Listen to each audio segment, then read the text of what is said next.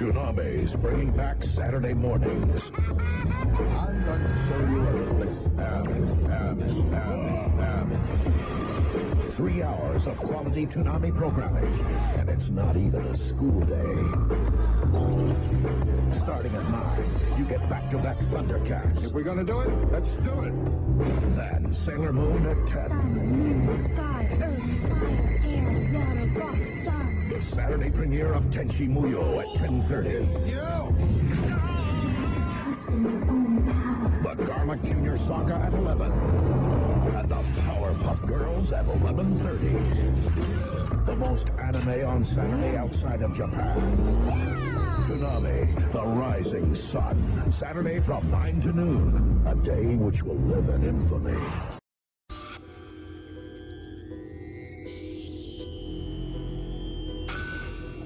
I, the demon of venom, will be utterly merciless. An ancient demon horde. I'm gonna show you just how wicked I can be. 5 lone heroes.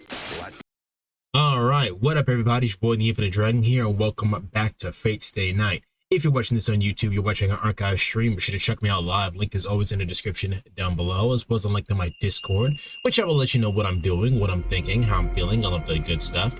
And if you're watching on YouTube, make sure you subscribe. I'm trying to get to 2K subscribers before the end of the year, or you can follow me on Twitch and check out the action live. I'm trying to get to 1K followers before the end of the year. We're most of the way there. We only need about 300 more followers before we get there, so, you know. You have to follow, but you know what I'm saying. Oh, you guys have been showing a lot of support for the Fate Stay Night series, so if you've been liking the series, please hit the like button. It does do a lot for the video. Make sure other people can see it, so I would appreciate that if you could just do that one thing for me, one thing for your boy. All right, when we last left off, we saved Sakura, and we're going to go off to try to make a deal with Ilya for her to at least not attack us while the rest of this Holy Grail war goes on. Shiro. And here's something nostalgic from my house behind me. That businesslike and cool way of addressing me. The way she said my name politely and awkwardly, yet as kindly as she could. I said that name that can't possibly be here. It did sound like Saber, but it was Ryder. 出立の前に話があります。As I turn around, I accept reality. This is Ryder. The girl who said my name in a way that isn't here anymore. いいけど、なんだ。こっちも急いでるからな。手短に頼む。私の質問は一つだけです。あなたは桜を守ると言った。その理由を私はまだ聞いてはいません。エミヤシロ。それ、俺は信用できないってことか。I feel like it's just she doesn't understand. ええ。私は桜ほどあなたを知っているわけではありませんから。That makes sense. Ryder wants to protect Sakura, not me. So she probably wants to know what I'm thinking, at least. 一度しか言わないから、この手の質問はこれっきりにしてくれ。もったいぶってるんじゃなくて、人前で言うようなことじゃないからな。いいか、俺は桜が好きだ。それだけじゃない。昨日の夜、桜に魔力を。そのようですね。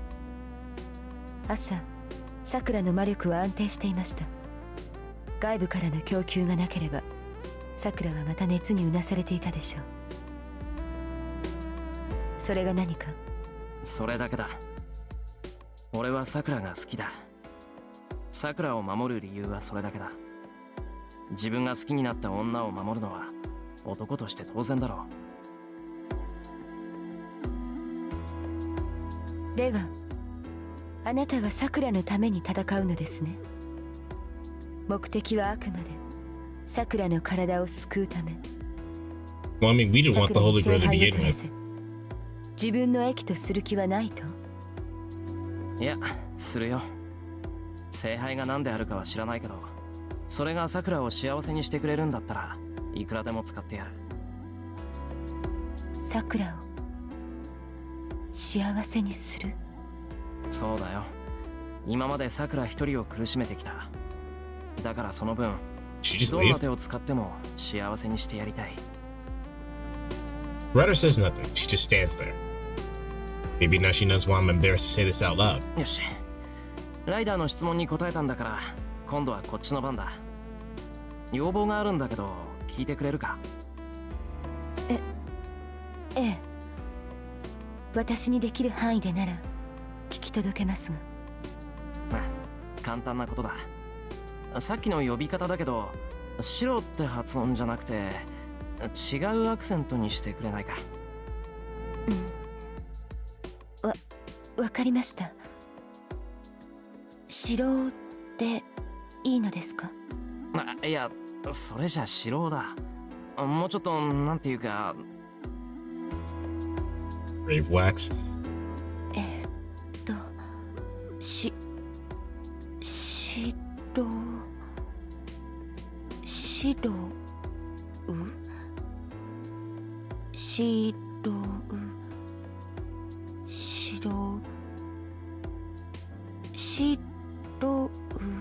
白ではなく白 She's trying so hard. Ryder grabs with the pronunciation. Guess not then. I just caused her trouble by making her try multiple times. Ryder's blindfold and dark clothes give her a thorny image, but she's actually quite sociable. Somehow I get the impression that she would just be a little clumsy in private life. ごめんな。元のままでいいよ。白。発音はこれでいいのですね。白。文句なしだ。悪いな。俺のわがままに付き合わせて。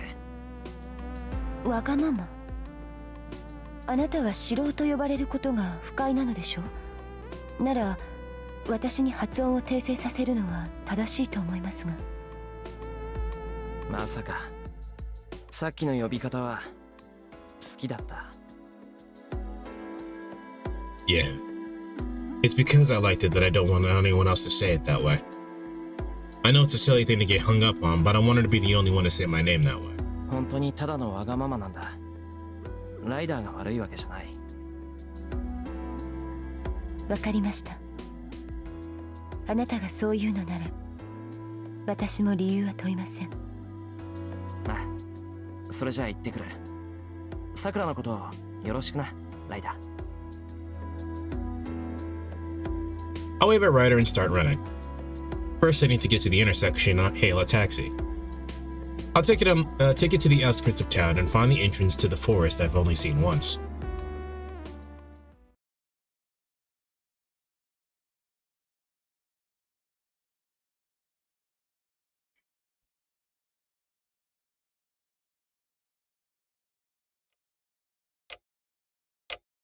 No, I totally forgot my notes. Hold on.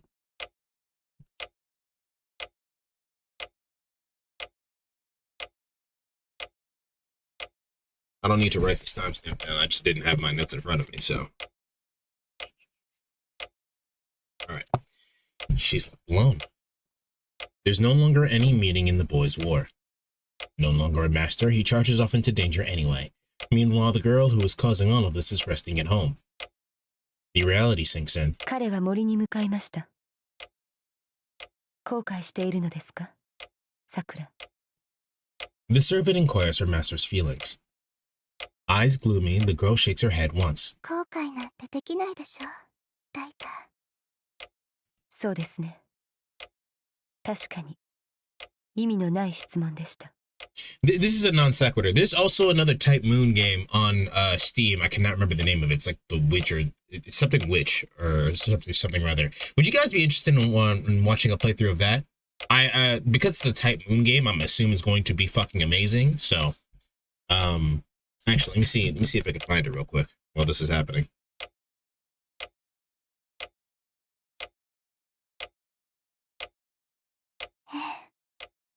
けど辛いことだけじゃない。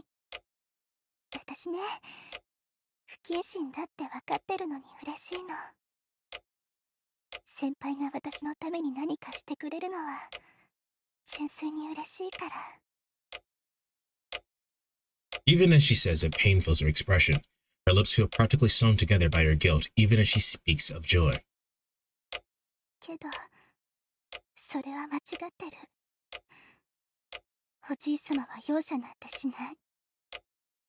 先輩が戦う限り常に死の危険性がある。それに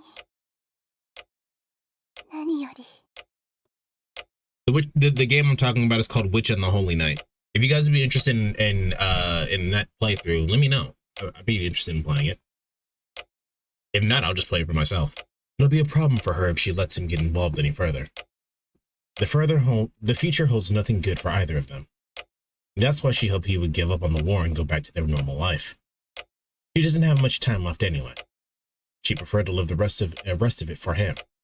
However, beneath that desire, she feels a glimmer of hope. That his fighting might allow them to be together longer. No, she's simply delighted to see that her beloved is fighting and getting hurt on her behalf. She doesn't want him to fight, but she's overjoyed that he's doing it for her. Two competing wishes vie for her heart as she's stuck unable to decide which one matters more. 嘘。結婚なんてしてないくせに。She mumbles in anguish, keenly aware of her own dark nature. That's right. Actually, she wants him to fight. She wants him to save her, to make up for all the time during which he had never noticed her. So it's alright if he gets hurt. She's thinking something she never should.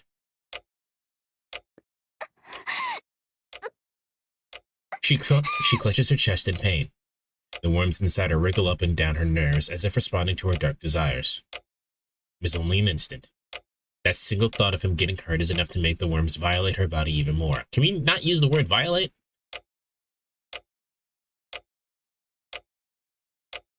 All their squirming in her body starts to make her ears ring. A chill runs through her blood. My body is so disgusting, so wicked to be aroused by something like this. This is a very natural desire. You're just the saddest. The problem lies within the worms trying to kill you. I don't think there's anything wrong with being a sadist. It's how you present that feeling. The worms that dissolve in her blood become a sweet poison, heating her body. They swell and roil like waves, swallowing her consciousness. When she gets aroused like this, she always thinks, these defiled arms and legs can't be human. The dark longing makes her stumble and tumbles to the ground in a tangle of her hair and limbs. Like, for example, like Tosaka's a sadist. She's 100% a sadist. I think she's fine. I think she's literally my favorite. She can't stop breathing. Her spine fuses together like sticky sap. It's no different from the things attached to her nerves. The more she tries to resist them, the deeper the worms invade her nerves, melting her mind away until she feels like she's become a worm. An ominous vision grips her entire body. Sakura. 大丈夫。私はまだ平気です。それよりお願いだいだ。どうか先輩についていってあげて。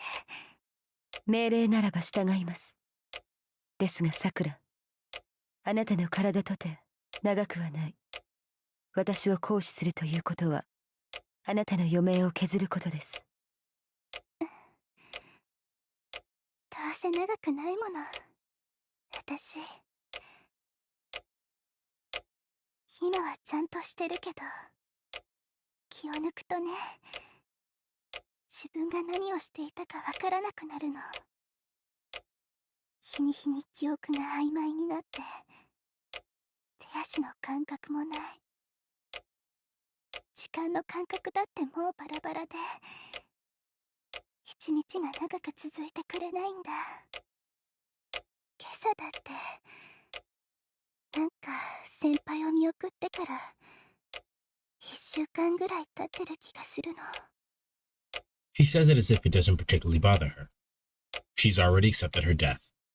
Even if she tries not to shamefully cling to hope, she wants to protect him. 承知しました。主の命に従い、エミやシローを護衛します。ありがとう。ごめんねライダー。私がダメになったらすぐに新しい人と契約して。先輩はちょっと嫌だけど、ライダーならいいかな。She forces herself to smile. The black-clad servant nods once and leaves her master.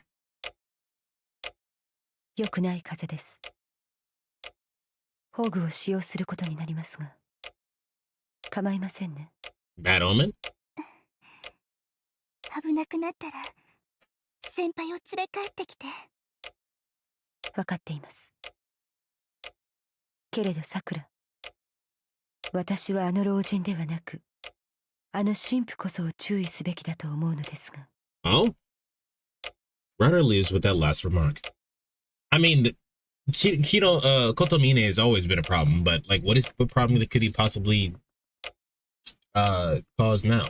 I mean, I guess Gilgamesh is still an issue, but that was a surprise. Her servant doesn't give her opinions. She has a stoic personality and carries out orders exactly as they're given. Until now, she's never made such a suggestion. そうね。私も本当はそう思うわ。You also think Kotomine is a problem. Well, I mean, I can't deny that he's always been a problem, but is it bad, Chad, that I'm actually really interested to see what unhinged Sakura is like? A sing-song whisper. A languid, even graceful expression replaces the earlier gloom. けど安心して、ライダー。だってあの人、私には勝てないもの。See? That's cool! She giggles, like a girl picking flowers.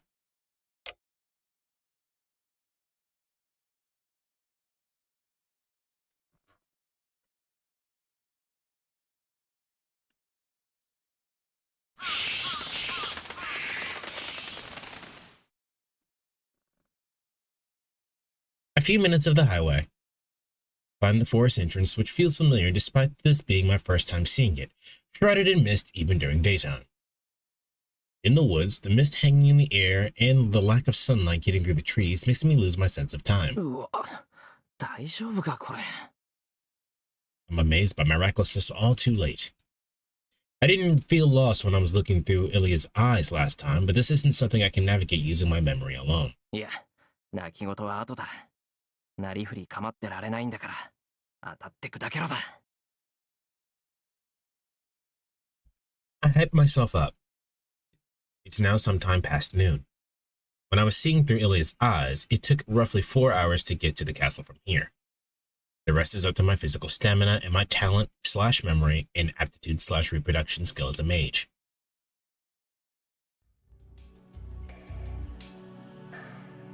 I walk through the forest.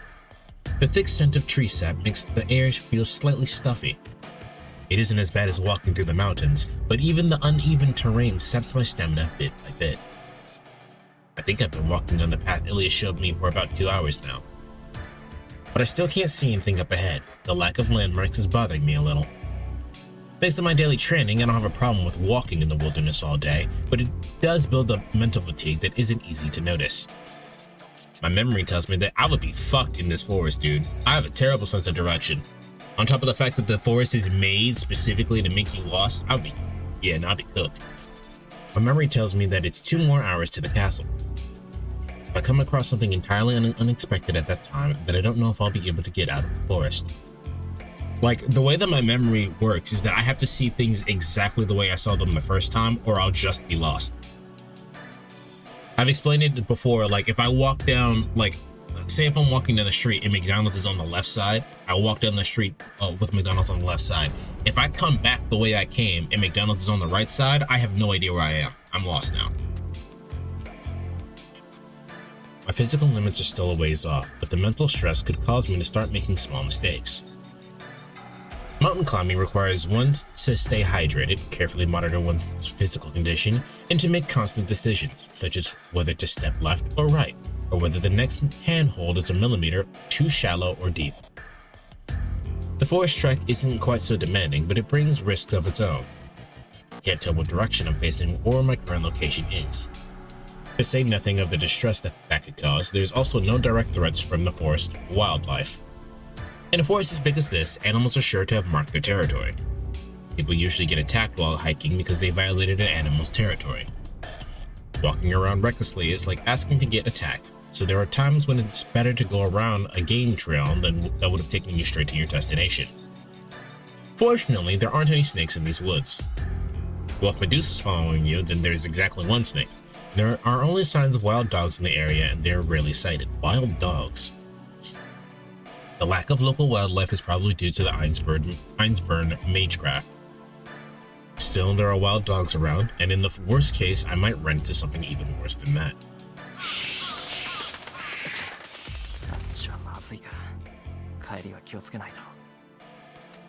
I avoid the thicket that looks like something might be living there and continue retracing my steps.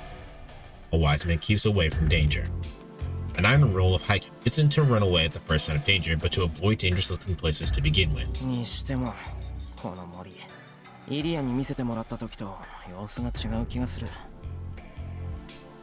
It's like the air feels different on my skin. With each step I take deeper into the forest, I feel an unpleasant tingle in my spine. Don't go this way. Leave this forest right now.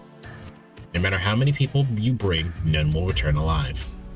Even the trees seem to whisper that as their branches sway in the wind. Shouldn't she know that you're here? I thought it was the scent of tree sap, but it's not quite that. It has the same sweetness, but not the vitality of the forest. This is... I'm pretty sure. The shadows here? I draw a wooden sword from my bag. Stop, concentrate, take a few minutes to strengthen my sword. Probably just Medusa. I hear footsteps from the direction of a thicket. It's either Medusa or it's just Ilya. Straining my ears, I can hear it mix with the sound of someone pushing through the branches and a creaking noise. It's coming. Something makes a beeline for me through the greenery. I raise my wooden sword. Tense my arms slightly tighten my grip on the sword, raise the weapon to an overhead striking position, and...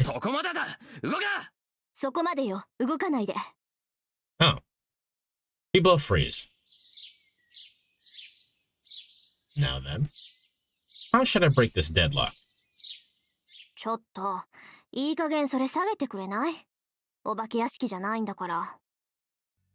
Tosaka's the first to break the ice. I lower the wooden sword as asked. 珍しいところであったじゃない。一応聞いておくけど、ピクニックの下見ってわけじゃないわよね。わけあるか。そういう遠坂こそなんだよ。森林浴って柄じゃないだろ、お前。今度は何企んでんだ？失礼ね。森林浴ぐらいするわよ。そりゃ今日は違う要件だけど。She protests with a grunt. It surprises me that she doesn't deny that she's up to something. How would she deny that? She has no reason to feel you a threat. I get straight to the point. だとしたらどうなの？あなたはもうマスターじゃない。なら私たちの戦いに首を突っ込む資格も義理もないはずよ。ない。けど。遠坂がイリアと戦うっていうのなら止める。なんでよ。もしかしてイリアとサクラを組ませるって腹？それもあるけど、遠坂、イリアと戦ったらただじゃ済まないぞ。始めたらどっちかが必ず傷を負う。そういうのは嫌だ。俺はもともと初めから戦いを止めるためにでしょ。なんだ、それまだ変わってなかったんだ。Tosaka shifts from her barbed attitude to an exasperated shrug.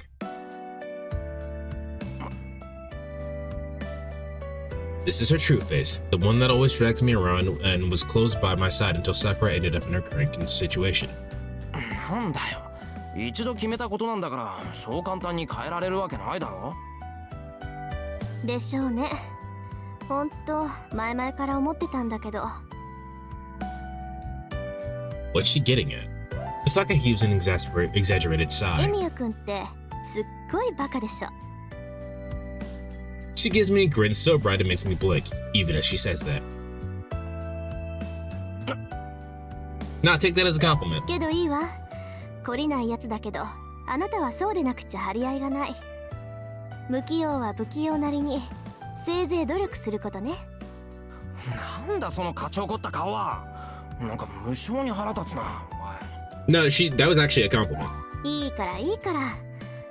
で、その格好からするにエミヤ君もイリアスフィールに用があるってわけね。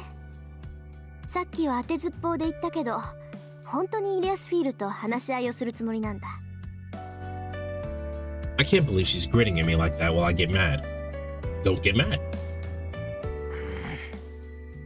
Shido has no idea how to play the game.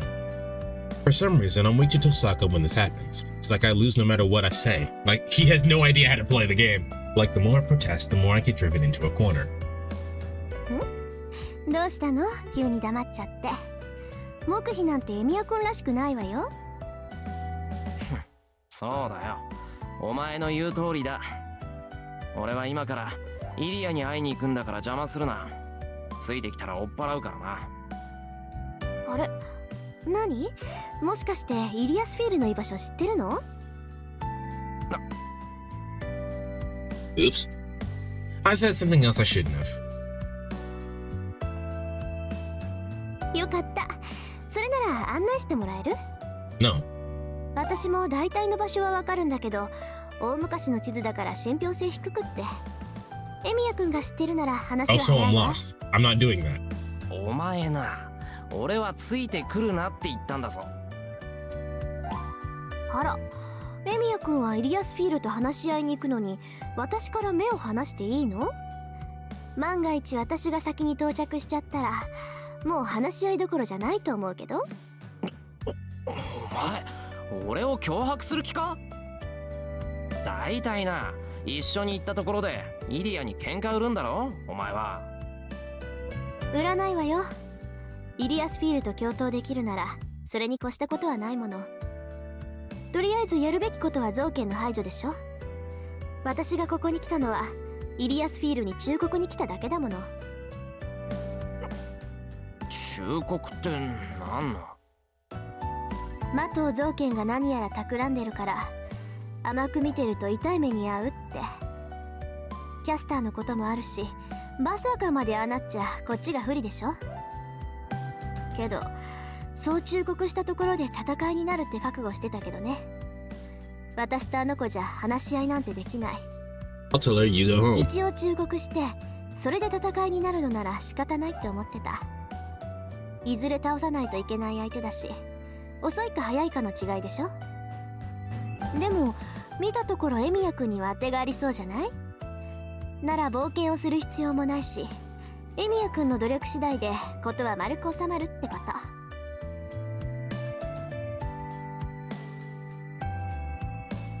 ほら、難しい顔しない。あなたがイリアスフィールを説得できるなら私はおとなしく帰ってあげる。で、もし失敗したら協力してあの子を倒すか、二人して逃げられるように手を貸すわ。どう？悪い話じゃないんじゃない？悪い話も何も。お前、どうあったって俺の後をついてくる気だろ。まさか、そんなの言いがかりよ。たまたま行き先が同じってこともあるんだし。What a devil. Still, Tosaka's doing me a favor by letting me guide her. If I let her go, she might fight Ilya, but if she comes with me, then she'll behave. 言っとくけど、俺だって道に確証はないぞ。迷っても文句言うなよ。それは心配無用よ。あなたが向かっている方角、地図とぴったり一致するもの。私の地図とエミヤ君の案内があれば迷うことなんかないわ。わかった、観念したよ。城まで一緒に行こう。そうすればとりあえずイリアとは戦わないんだな。ええ、あなたがイリアスフィールと交渉している間も邪魔はしないわ。あの子、敵に回したら厄介だけど味方にできるなら頼もし。自信。 The trees sway. A noise that resembles an explosion echoes from afar. No, that was no earthquake. Something like a typhoon is raging nearby. A typhoon is an earthquake with water, isn't it? 父さん、これ。まさか。どうやら一歩遅かったようね、私たち。じゃあ、向こうで暴れてるのはバーサーカーなのか？ええ、私たちがここにいる以上、バーサーカーが戦う相手は一人しかいない。どうする？私は行くけど、エミヤ君は残る？ There's no time to think. Why would you not go? I'll save anyway, but I guess I don't really need to, but why would you not go?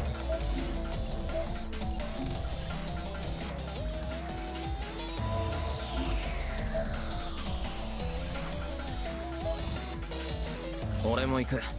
そのために来たんだからな。それじゃあ私の後ろに行って。アーチャーを先行させるから、それで出会い頭に即死ってのだけは避けられるわ。With that, Tosaka starts running deeper into the forest. Archer drops from the spirit to material. Oh wow. Archer drops from the spirit to material form, gives me one glance, and then charges forward, blazing a point path. イリア、封していろよ。I grip my wooden sword tightly and chase after them as fast as I can.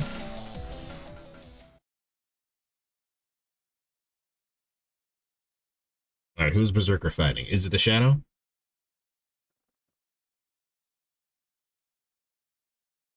I can't imagine it's Rider. The Dark Giant escaped from the castle with the little girl. It was an inexplicable flight. They left what would normally be the best possible defensive position and fled into the forest, where they're now more vulnerable.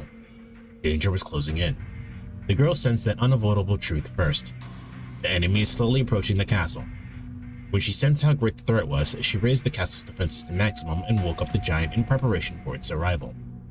Berserker, the dark giant with the steel-like body. Robbed of his sanity, he's been reduced to an avatar of destruction bent only on obeying the girl. Their bodyguard and defenses, she has no enemy to be afraid of. That's what she told herself and tried to fight down the sense of inevitable dread. And yet, as soon as the enemy approached, the giant at her side told her, "Run." Robbed of his sanity and speech, even the mad warrior sensed that he couldn't win against whatever was coming from. It has to be the Shadow then. Instantly, the girl fled. She knows. She knew. There was nothing they can do against that thing at the castle walls. With the sun behind it, the ominous shadow expanded until it became large enough to easily scale the walls. What the fuck? They would lose. Berserker can't win against it, to say nothing of herself. If they fight it, they are sure to lose, and Berserker won't be her servant anymore. That's the source of her unease. The girl ran because she was afraid of losing her servant, not losing the fight. With the girl in his arms, the dark giant races through the forest. Her apprehension weighs on her even more heavily. They can't escape. Vaguely realizing that there's no escape from this dread, this fear, the girl orders the dark giant to stop.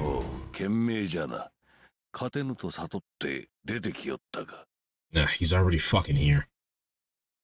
Before her stands an old mage, wrinkled and old like a withered tree. Next to him stands an assassin wearing the white skull mask. Zoken Mato. She recognizes him with a single look as a mage of the Makiris, whom she thought she was taught about when she left the castle in her homeland. Mato Zoken. 聖杯に選ばれてもいない者がマスターの真似事をしているのね。The girl climbs down from the dark giant and faces the old man. There's no fear in her eyes. The threat that she and the giant felt is most certainly not the person in front of them. 聖杯はマスターなど選ばぬ。聖杯とは受け皿に過ぎぬもの。そこに意志があり、性別をするなどと、お主まで教会の触れ込みに毒されたか。The girl watches the old man coldly as he chuckles good in delight. He's right. The Holy Grail does not choose. Masters are chosen by the Holy Grail, servants are granted physical form by its power, and are anchored in this world by their masters. That rule, that pretext was deliberately distorted and spread. The girl knows that the goal of the Holy Grail War is just the opposite. It is merely to fill the Grail. The masters are not chosen, they are merely components of a ritual. Likewise, servants are merely used to open the gate. あなたこそモーネに毒されているんじゃないの？ゾーケン。器になる聖杯に意志はないけど、マスターを選び出す大聖杯には意志があるわ。もともとこの土地に原型があるからこそ、あなたたちは英霊を呼び出して聖杯を満たそうとした。ま、当事者であるあなたがそれを忘れるぐらいだから、マキリの血は衰退したんでしょうけど。 The girl's voice is cold. She knows nothing but scorn for him, and the old man accepts it with a chuckle. いやいや、心配には及ばん。マキリの衰退もここまでよ。ことはなりつつあってな。予定では次の儀式で行うはずじゃったが、今回は駒に恵まれての、わしの悲願はあと一手で叶おうとしておる。そう？なら勝手にすれば。私、あなたに興味はないわ。私以外の器なんて気に入らないけど、どうせ失敗するんだし、邪魔はしないから、おとなしく地の底に戻ったら。言われるまでもない。この老体に日の光は辛いのでな。ことが済めば早々に古巣に戻る。だがやはりのこうもうまくいきすぎると逆に不安が大きくなる。万が一のためお主の体をもらい受ける。ここでお前を抑えておけば我が悲願は盤石じゃ。 The old man burns with a ghastly aura. The white skull slowly stands up, but stops against the old man's wishes. It's obvious with a glance. The White Master Assassin is overwhelmed by the giant's presence. He has absolutely no chance of defeating it. He defeated Lancer and Saber technically. I don't know if he has no chance. He'll be cut in half in a single stroke if he attacks. So he stays still, knowing full well what awaits him. 主に似て臆病なサーバントね。そんなに死ぬのが怖いなら戦わなければいいのに。あなたといい造剣といい、そんなに自分の命が大事？ Assassin doesn't answer. Instead, his method laughs loudly. ああ、大事だとも。我が望みは不老不死。こやつの望みも永劫に刻まれる自身の名でな。我らは同じ目的のためこうして邁進しておるというわけだ。正気なのあなた。聖杯にかける望みが不老不死ですって。 There's no such thing as immortality, not true immortality. The girl's eyes are filled with disgust. The old man's sneer twists even more. It's as if he was waiting for her criticism and scorn. 当然じゃ。見よこの体を。刻一刻と機能を失い、悪臭を放ち体は内から溶け、こうしている今も脳細胞は蓄えた知識を失っていくのだ。Bro literally said he has one brain cell. その痛み、生きながら崩れゆく苦しみがお主にわかるか？ That's what living is. Just die. 自業自得でしょ。人の体は100年の時間に耐えられない。それを超えようというのだから代償は必要だわ。それに耐えられないなら消えればいい。苦しいのなら死ねば楽になるんじゃなくて。 That's what I'm saying. Illy is based. The old body trembles. The mage's back quivers as if he's having a coughing fit. やはりそうきたか、アインツベル。貴様らとて1000年続けて同じ思想よ。所詮人形。やはり人間には近づけなんだ。If she's a puppet imitating humans, then you're a corpse imitating life. He chortles heartily, finding it truly hilarious. なんですって？ No, she didn't like that. たわけめ。よく聞くがよい、冬の娘よ。人の身において死に勝る無念などない。虫どもの苗床となるこの痛みなど、己が死に比べればかほどのものでもないわ。 I think that's just a you thing. 自己の存続こそが苦しみから逃れる唯一の真理。死ねば楽になるなどと、それこそ生きていない証ではないか。You can tell that this man is not Japanese born because most Japanese principles are centered in Buddhism, and Buddhism is literally like practicing Buddhism is literally saying that life is suffering. If he grew up like knowing that living is suffering, then maybe he wouldn't be like this. だからこそお主は人形に過ぎぬのだ。その急増の体ではあと1年と持つまい。短命に定められた作り物に人間の欲望は理解できぬということだ。I understand the desire not to die, but in order to not die, you have to suffer. That's just how living works. 理解できないわ。あなたは人間の中でも特例だもの。そんな長く生きたくせに自分の寿命を受け入れられないなんて感心したとしか思えない。ねえ、あなたそんなに死にたくないの？無論、わしは死ぬわけにはいかん。このまま死にたくはない。Yeah, but to what end? まだ世にとどまり生を続けなくてはならん。だがそれもすでに限界。故に崩れぬ体、永劫不滅の器が欲しい。Here's my problem with Zoken at the moment. Zoken is saying he doesn't want to die. He wants immortality. Fine. But he wants immortality for what? Is his only goal just to not die? What the fuck is he gonna do for all of eternity when he doesn't die? Like, if anyone has seen the Monogatari series, like Baka Monogatari, Nisei Monogatari, all those, I really like the lore bit that most vampires who are well and truly immortal usually just ends up ending their life after about 200 years of living because they're just bored. Because living forever sucks. At some point you should die. That's the point of living. The one thing that living that living is promised to you as a living being is to die. At some point you should die. You should not live forever. In fact, I don't think I need to explain this, but the fucking the point of living in the short capacity that we are is to improve upon what we can and then pass it off to the next generation. That's what he should be doing. But I don't know, I guess that's just not good enough for him. I don't understand what his end goal is. Like, you live forever for what reason? そのために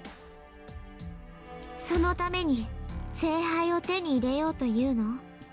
死が恐ろしいから聖杯を求めるの？ In fact, 死が恐ろしくない人間がいるのかね。In fact, your body is literally made to work that way. As you get older, you become more static and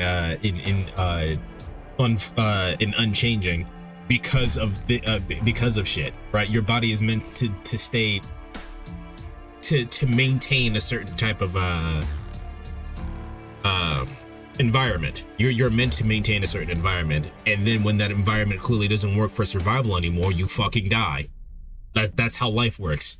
I don't understand his purpose. Why is he alive? Like, why does he want immortality? I don't get it. This doesn't make sense to me. よいか、いかな真理、いかな境地にたどり着こうと無駄なこと。自己の消滅、世界の終焉を克服することはできん。最後に知っておけ。目の前に生き延びる手段があり、手を伸ばせば届くというのなら。No, I disagree wholeheartedly. たとえ世界そのものを犠牲にしても手に入れるのが人間だとな。じゃあ、あなたは自分が生き続けるために他の人間をみんな犠牲にするっていうの？おうよ。それで我が望みが叶うというのなら、世界中の人間を一人一人殺して回っておるわ。人の強欲は尽きぬもの。That's true. お主とて木々の一本一本が寿命を伸ばす妙薬とすれば、この森など瞬く間に食らい尽くそう。たとえそれが It depends on if I have a goal or not. If I haven't, listen, extending my life only means something if I have something to live for. You do not die. その願望はこの森だけでは飽き足らず、世界中の木々を殺すことになる。その行いによって他人が滅びようと知ったことではない。当然であろう。もとより人間とはそのようにしてここまで広がり、育ち増え、肥満しきった有象無象。そこにもはや連鎖すべき法則など成り立たん。いずれ破綻するのであれば、わし一人が足並みを崩したところで誰にも異論は挟ませぬわ。The old man rants merrily. After staring at him for a moment in surprise, 呆れたわ。そこまで見失ってしまったの。アキリ。the girl speaks in a voice very unlike that of a girl. 何？思い出しなさい。私たちの悲願、奇跡に至ろうとする絶望はどこから来たものなのか。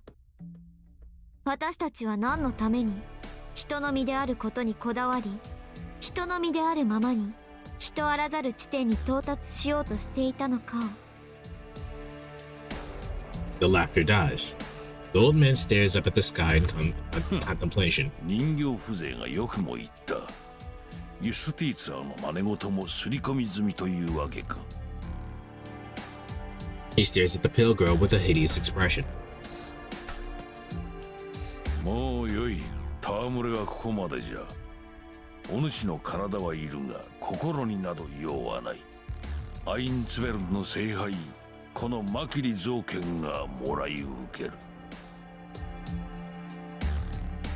The old man's shadow creeps along the ground.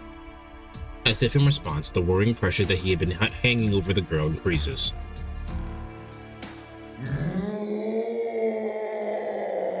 I wonder if he's actually saying something. The dark giant moves without waiting for his master's command. Her voice doesn't reach him. Kicking up a violent tempest, and the dark giant storms in to mow down the encroaching shadow. So he just attacked. He just knew. He just like, that's a problem. Gotta kill it.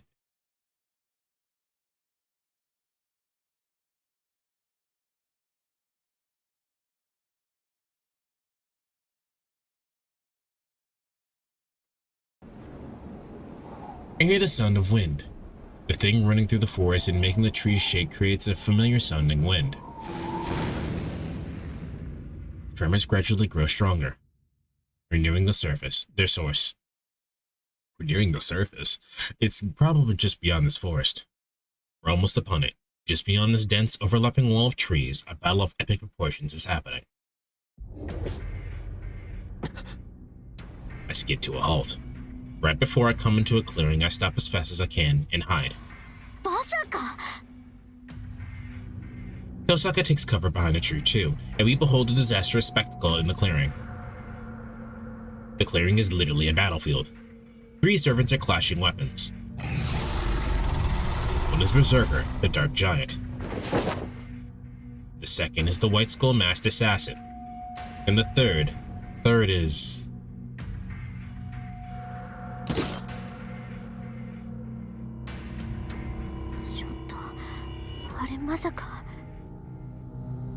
Tosaka's voice is shaking. I can't quite hear it. She's whispering right next to me, but the words don't enter my brain. The third servant.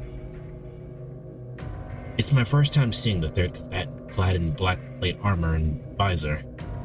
At the same time,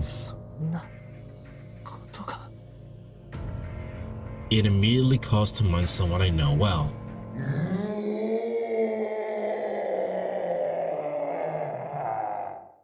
The Dark Giant raises a war cry. He cleaves through the air with enough force to split a mountain, making the earth explode. The third combatant doesn't shy away from the flying rock and gravel. I'm just gonna say that this, Saber in this outfit looks fucking sick. I know it's her normal outfit, but look, I'm biased to the black and red, alright? I'm biased as fuck to the black and red. It looks sick. She looks cool as fuck. The black armored servant braces past Berserker's great sword and earthen assault as if it's the source of a raging wind. The roars of anguish belong to the giant. He possesses a steel body that renders all attacks ineffective, and the black swordsman easily slices it open. A sword paints Berserker's flank in black, the inky light threatening to swallow him whole.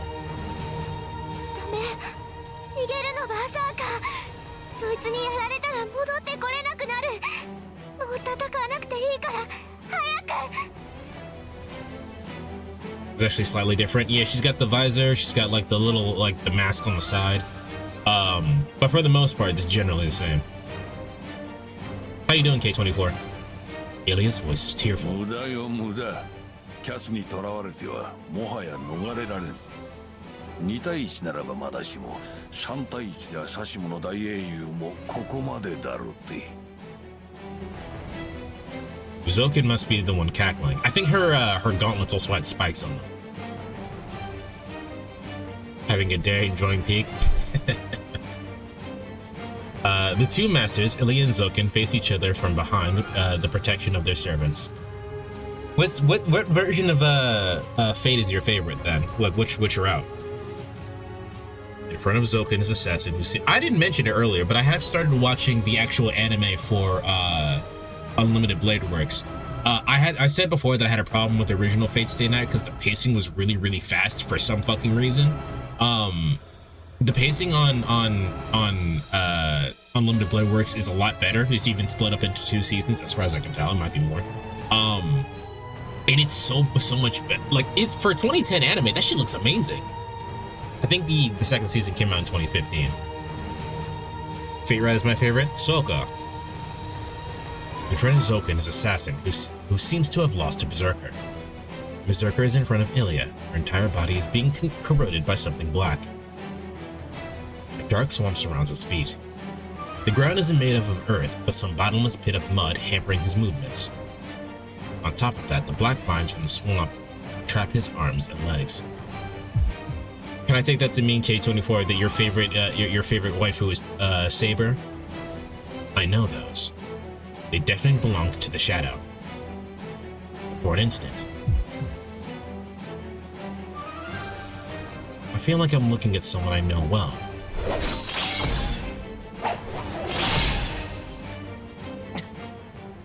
The duel reaches a new pitch, bringing me back to my senses.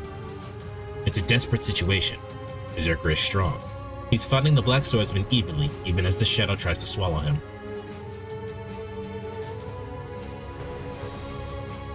My favorite end for Shido? Okay. But he's at his limit. The Black Swordsman easily runs forward and slashes Berserker.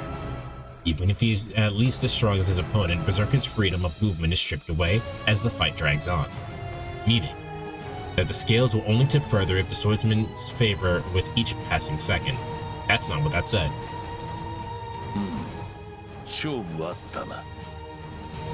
Shouldn't Archer do some sniping?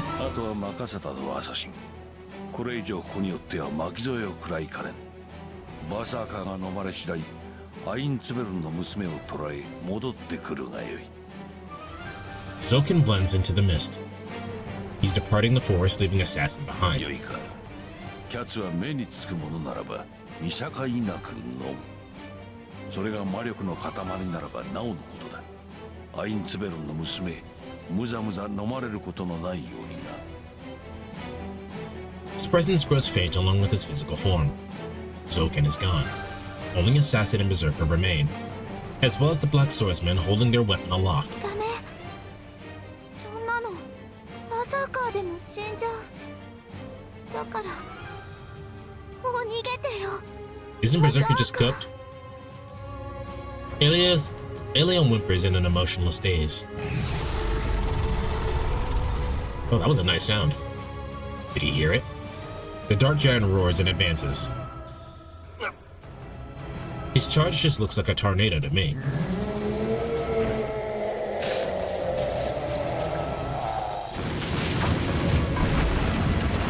Berserker kicks his way out of the ground, free of the black shadow that had swallowed him up to the waist, and charges. That's fucking badass. What he's doing is inconceivable. Not only was he being constricted by the mud at his feet, the shadow also had him entirely bound. He couldn't move. His body was getting eaten by the shadow, meaning Berserker couldn't take a single step. So he decided to tear himself free. That's so fucking cool. With one hand, he grabbed the shadow that latched to his chest and tore it off with a ripping sound. He literally tore his body open wherever the shadow had grabbed him, exposing his innards. His massive physique is swift. This time, his attack is sure to crush the Black Swordsman. This will likely be the last blow. With his body ripped apart and on the verge of death, he'll make absolutely sure to kill his enemy. and the swordsman answers the assault with the greatest attack. やだ、やめて、バーサーカー。 Ilya runs. She starts running desperately towards Berserker, as if she can't see the spreading shadow at his feet. Even if I go there, there's nothing I can do. I don't have a chance of winning against the shadow or the swordsman. But still, right now I have to stop Ilya. I run out from the cover of the trees. Ilya's running at Berserker. I catch up to her and pull her back. In my ears gone numb from stress, the fierce howling of the wind in the mad warrior's roars.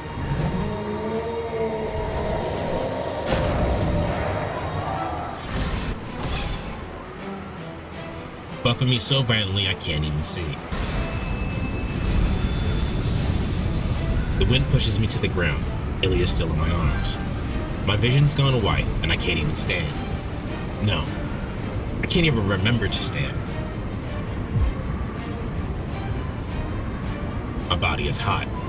Something sleeping deep within Shiro Amiya cries out.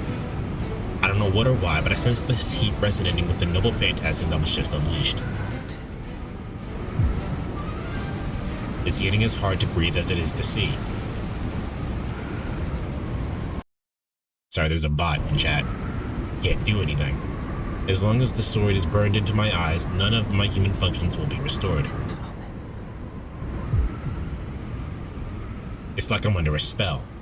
My heart was stolen by something I only caught sight of for a brief instant.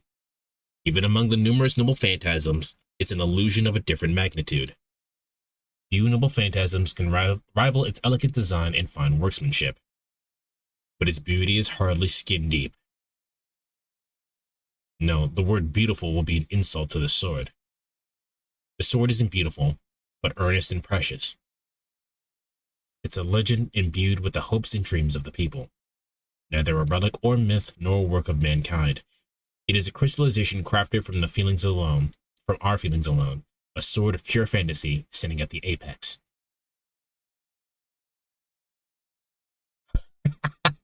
That's so fucked up that the image that we see right now is an inverse of the image of Saber when she's fighting for the first time. That is so fucked. My eyesight returns. Black crimson flame as dark as midnight illuminates the sky. Was the pillar of light that cleaved the forest darkness itself? The flames burn silently, but the air is cold. Maybe it doesn't burn oxygen, but freezes it instead. The darkly lit forest grows colder.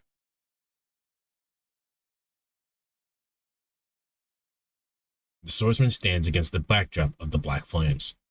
I scowl at the sword pointed at me, one of my arms still around Ilya. I can't feel any bloodlust or hostility from the swordsman. That's also kind of fucked up. I'm afraid of being killed, but at the same time I clench my jaw in frustration.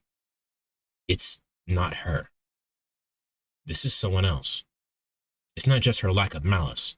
She doesn't have any of the nobility she used to. Why did that break? Her helm cracks. Why? It must have been thanks to Berserker's last attack. Oh, okay. When I see her bare face, I know without a doubt that it's her, no matter how much she's changed. She doesn't reply. Her eyes are now gold and unreadable. Well, she did have different colored eyes, didn't she? She had like the green bluish eyes. They just stare down at me, her fallen foe. Ilya's voice is trembling. Behind Saber, something that looks like the eviscerated corpse of Berserker sinks into the dark shadow. That's bad.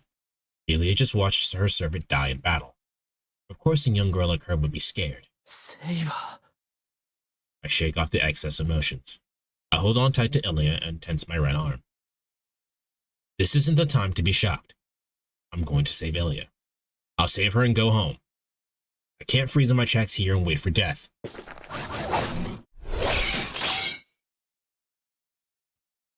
Saber swings her sword. Just as she's about to cut me down while I'm trying to stand up, she instantly changes direction and deflects 3 arrows. Archer.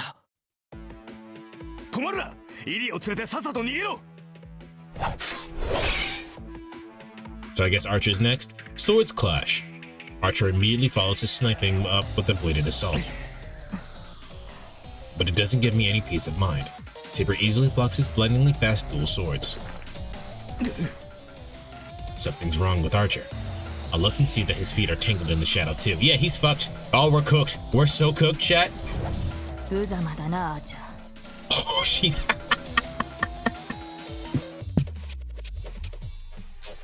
Ah, man. So, I've mentioned this before. If you guys are have watched the podcast or listened to the podcast, one of my favorite things is the rival fight, which also falls in line with the dark version of a character. Obviously, Saber cannot fight this version of Saber, but the fact that we have a corrupted Saber is so fucking cool to me. 清純の英霊ではあれの樹海藻には逆らえん。今の貴様はこの森に満ちる怨霊と大差がない。 That ruthless voice definitely belongs to Saber. She nonchalantly steps on the shadow and...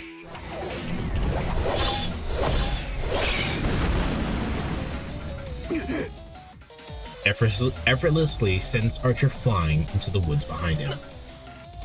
Even if the shadow was slowing him down, she cut right through both of his sword's guards without even trying. Oh, it is different. Her shoulder, I don't know what you call it. The part of her fucking sleeves. Her sleeves are different. That's what I'm trying to get to. I don't know why I couldn't remember the word sleeves. Hello, life. Then she does it again. Saber faces me silently. Those eyes. They declare that she'll kill me unless I hand over Ilya. Ilya lets go of my arm. The gesture seems to say that it's okay to hand her over. It flips a switch inside me.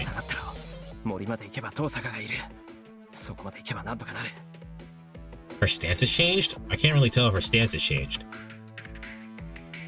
I push Ilya back and take hold of my wooden sword with me, with my now free left hand. I take a Sagon stance. If Saber comes for us, I'll use all the strength and magical energy I have to strike back. You'll lose, but I respect the hustle. That's all I can do now. I have nothing to say to Saber. I can't apologize, nor can I ask her to come back to me. She isn't speaking to me, so that isn't something I should say to her. Saber is my enemy now. The only way I can respond is to fight back as hard as I can. She holds the sword higher and in a different guard. I'll pay attention to that next time. I tighten my aim. I won't try for a mutual kill. Saber personally taught me that it isn't an effective tactic. An attack that risks your own life only works when you're evenly matched with your opponent. I can't hope to achieve that against Saber, so I'm only going to try one attack. Now that our helmet is broken, I should be able to do some damage if I go for the head. Ah, going for the head. Somebody watched Infinity War. It would take everything I have. I'll defeat my enemy and survive. Unless I imagine myself fully committing to this, I don't have a chance against her.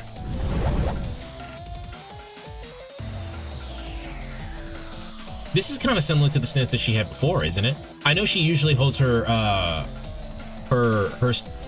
sword lower, but this image is relatively the same, isn't it? Or am I? Actually, I want to look now.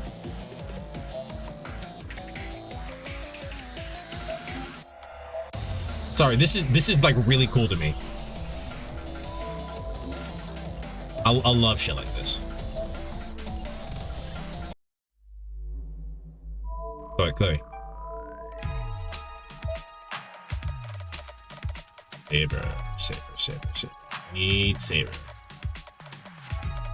Is it another? It is different. She normally holds her sword like this, but then she's holding it up higher.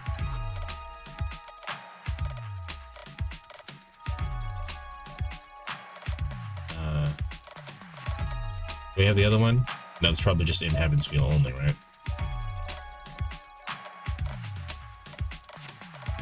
Okay, so the thing I was talking about was the one that I've been using as my screensaver when we played these games. If I can find that real quick. Doesn't look like that's here either.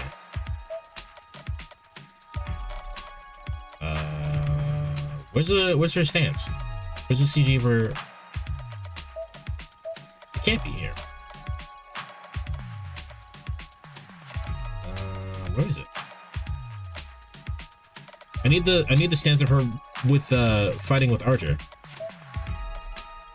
I thought it was here.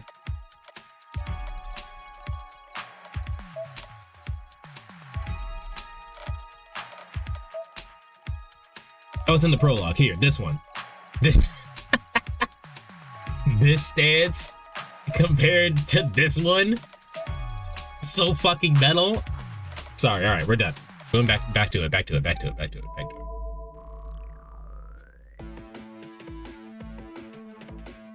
Here she comes. Dodge, dodge, dodge, dodge. Who cares if it looks bad? Who cares if I have to crawl in the mud? If I can't dodge the first attack, then forget protecting Ilya. Her normal stance is one that's supposed to hide your sword length. Pairs well with an invisible blade. All I know is that both of these stances are Japanese sword stances, and I always find it funny watching very clearly English-inspired swordsmen using Japanese sword stances. Get out for detail. I didn't notice that. I do be doing art. All the art that you see on the channel is something that I did. I'm dead. I've sparred rashly with Saber enough times to know that she won this bout. Her downstroke streaks down like this is not a downstroke. Streaks down like a diving falcon from my upper left. It's a slash precise enough to cut a grain of rice coming from Shironia's head.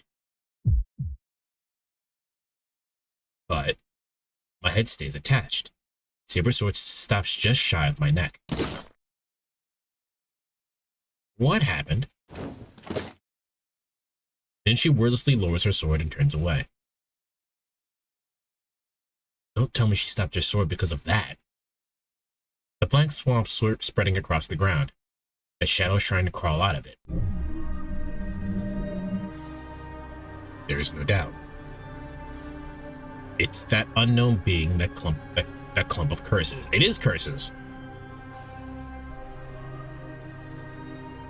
That I saw before in the park. 私の役目は済んだ。あとは貴公に任せる。ありがたい。たやすい仕事だ。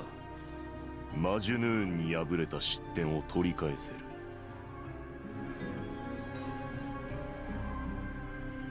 Saber walks deeper into the black swamp, and then she sinks into the shadow with a bubbling noise, just like Berserker. Can someone tell me if this assassin is the same voice actor as the other assassin? I'll watch until she's gone. I have no way of knowing why she's still in this world or why she's on their side now. If she's my enemy, then I have to fight her. That's what war is. But still, I can't help but think that if I had been stronger that night, she might never have been wrapped into the dark version of herself. Nosaka's voice pulls me back to reality. Right now, we're facing the creeping black shadow and the assassin with the skull mask locked into a smile. I take Ilya's hand and run. Ilya gives the swamp that swallowed Berserker one last sad glance and holds in her tears as she starts to run. We run through the forest. I'm following Tosaka's back. I can sense assassin. What happened to Archer? I can sense assassin chasing us through the trees. Tosaka should have gotten far ahead of us by now, but she slows down to turn back. Must be worried. I know that the enemy is right behind me, but I can't do anything about it. It's a different VA. The reason why I asked that is because the first thing that assassin fought was the first assassin, and it sounded like he took his voice. Like it sounded like he assimilated his voice. That is why I asked that. My pursuer is assassin. How am I supposed to shake him off with Ilya until?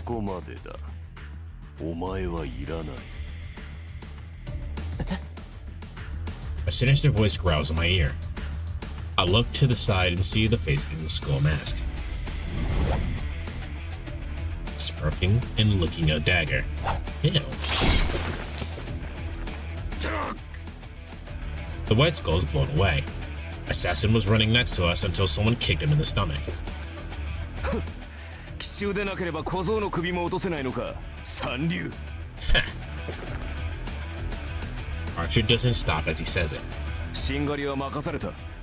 お前はイリアを連れて逃げろ。I do like Archer. 急げ。あれに追いつかれたら終わりだぞ。Archer's looking at Assassin and something else approaching from behind him. That's bad. The fucking reality warped as they showed up. It's catching up. The shadow is corroding the ground itself as it catches up to us. アーチャー、戦技は後だ。走れ小僧。イリアの手を取ったからには最後まで守り通せ。Archer slowly slows and falls behind us. For an instant, just before he leaves, he looks at Ilya with a terribly sorry expression. We leave the melee behind and escape the forest. The clash behind us continues between Assassin, our pursuer, and Archer. There to head him off. Assassin is forced back repeatedly, unable to go on the offensive. He clashes evenly with Archer. Each dagger Assassin throws at me whenever he spots an opening shot is down, leaving him clearly frustrated. But that isn't because he's weak.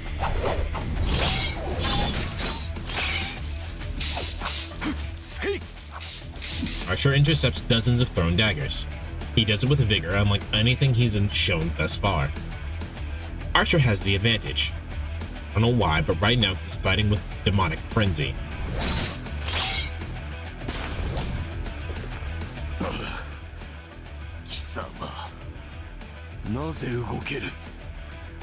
Assassin desperately parries a shot, retreating.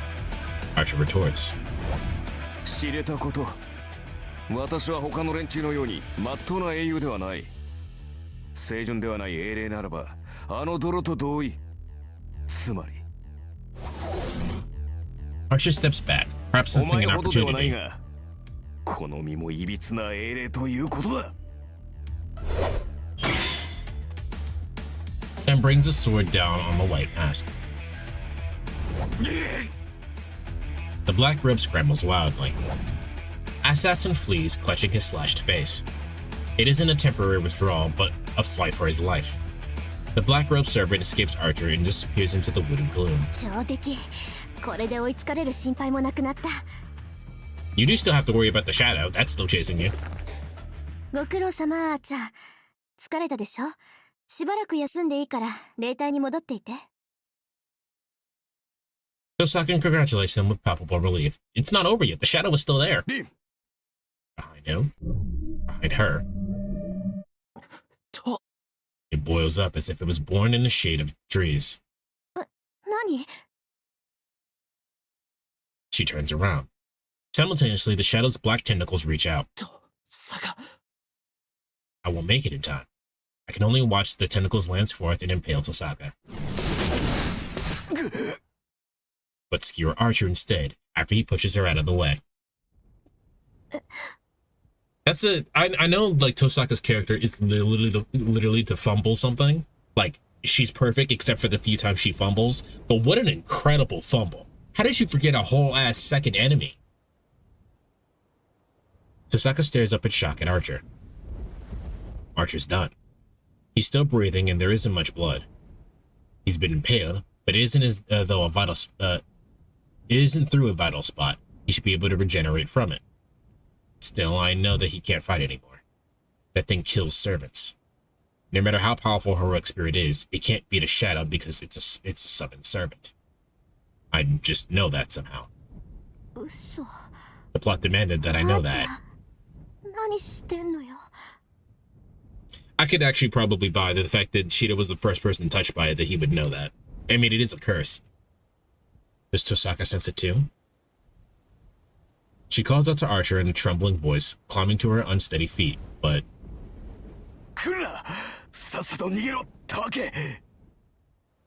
Archer's harsh rebuke stops her in her tracks.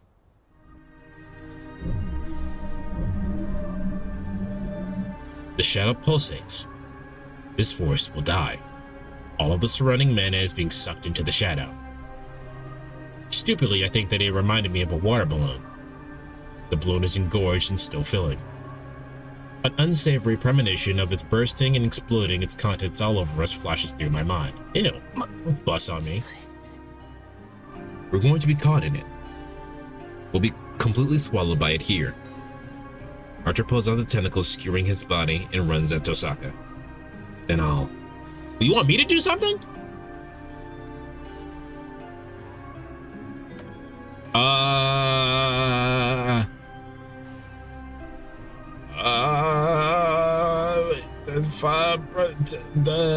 Bring Tosaka back. Tosaka's closer to the shadow than I am. Archer's on his last legs, and Tosaka's too shocked by his injuries to move. It means I'm the only one who can bring her back here. Tosaka! I let go of Elliot's hand and run towards Tosaka. I can still make it. Minton already has Archer to help her? I don't know. He seemed kind of cooked. I'm about 5 meters from Tosaka. If you said this, I probably would have done something else. And the shadow is another 10 meters away. If I run as fast as I can grab onto her, jump to the side, and I can... What the fuck? I was wrong to think I could change anything.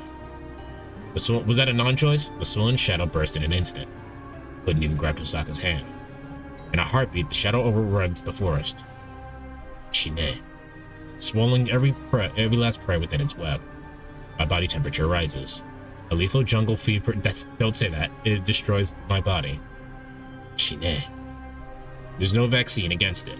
Shine, shine, shine. Even if I try to escape the heat. My mind dies before my body. My soulless body is swallowed.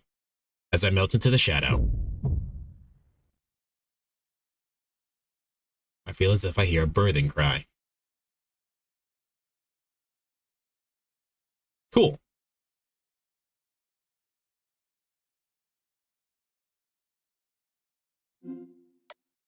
No. I know someone said at some point that I should do the Tiger JoJo's, but I just do not care about them. I protect Ilya. I can't protect two people at once. Tosaka has Archer, but Ilya has no one else. So I have to protect her. In Berserker's place. I toggle her to the ground. Just as I cover her with my body, my sight and spirit are dyed jet black.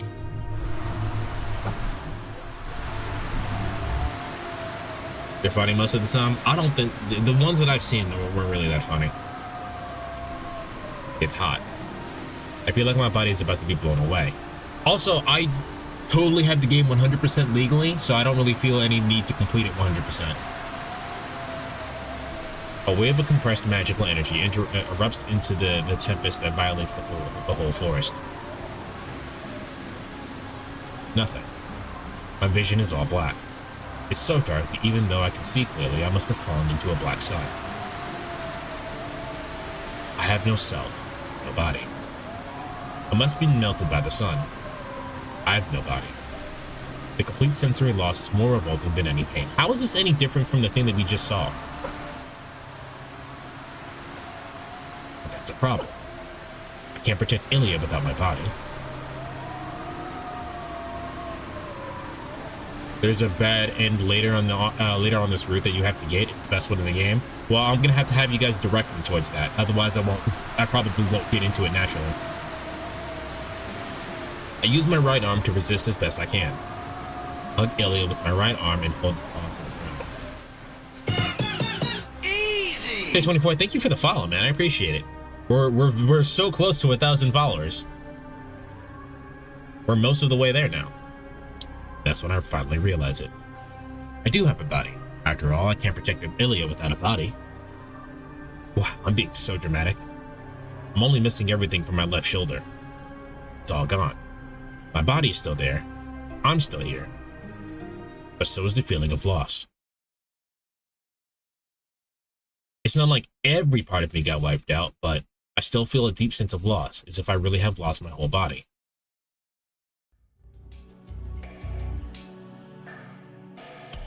I'm disappearing. The shadow melts away without a trace, as if it's expended all of its power.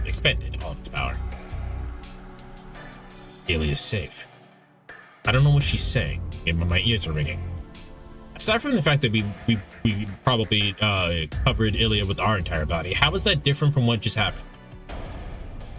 Tosaka, I wonder how she's doing. Archer is there. His red cloak is soaked in blood, and he looks so weak, like he's about to disappear. That's weird. What's she doing here? 正気ですか？そんなことをすれば、あなたは考えるまでもない。何もしなければ消えるのは2人だが、移植すれば確実に1人は助かる。Transplant? どのみちこの体は限界だ。このまま消えるというのなら、これをくれてやったところで変わるまい。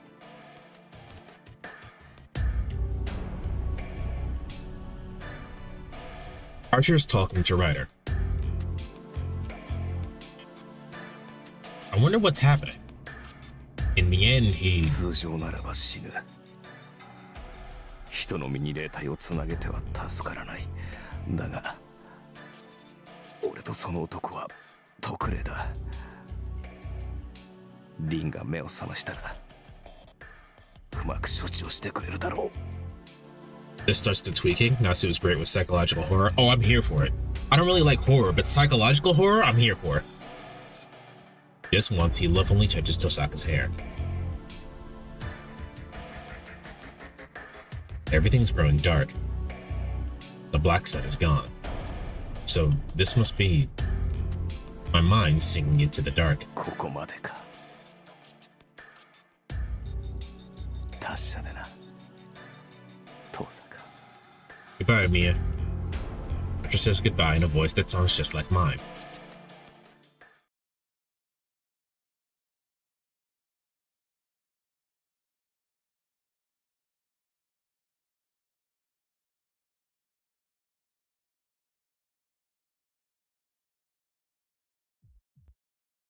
The shadow shudders. The red knight is drenched in blood. Tosaka is sitting on the ground in shock. 5 meters away from them stands a silver-haired girl holding hands with Shiro and Mia. Oh, okay. We're talking about Ilya. I was like, why is Ryder holding our hand? Shadow shudders. It shrinks like a withered tree and then expands like a pufferfish. No, its venomous nature resembles a more wicked deep sea creature. It keeps swelling, growing shamelessly and endlessly until it covers the entire forest in deep black.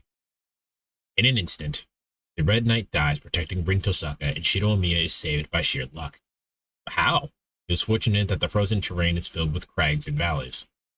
Shiro Omiya evaded the shadow in a ditch. Oh. But his exposed left arm... Thank you for not saying anything, Jet. But his exposed left arm was not so lucky. She awakens from a dream. It's been half a day since she sent Ryder to protect Shiro.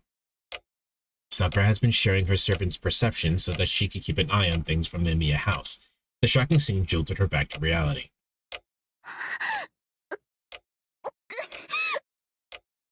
The worms are back! She feels nauseous. She's hit by the vertigo and suddenly severing her senses from that of her servant. Her sleeping body is covered in sweat, and if she even tries to breathe, she suddenly... The contents of her stomach rise to her throat. Ugh. She runs to the changing room. Clinging to the sink, she covers her mouth with her hand, not breathing. She can't contain the bile in her chest, and it spills out. Her shoulders heave up and down. Her long hair sways like a curtain, concealing her face from the mirror.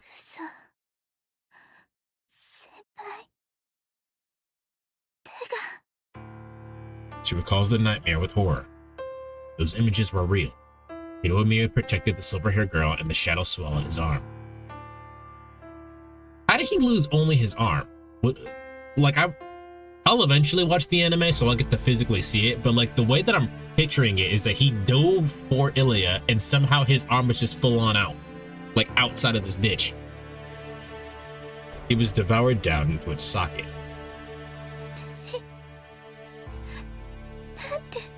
What do you mean, what have you done? Sakura berates herself as if she's thought something she shouldn't have.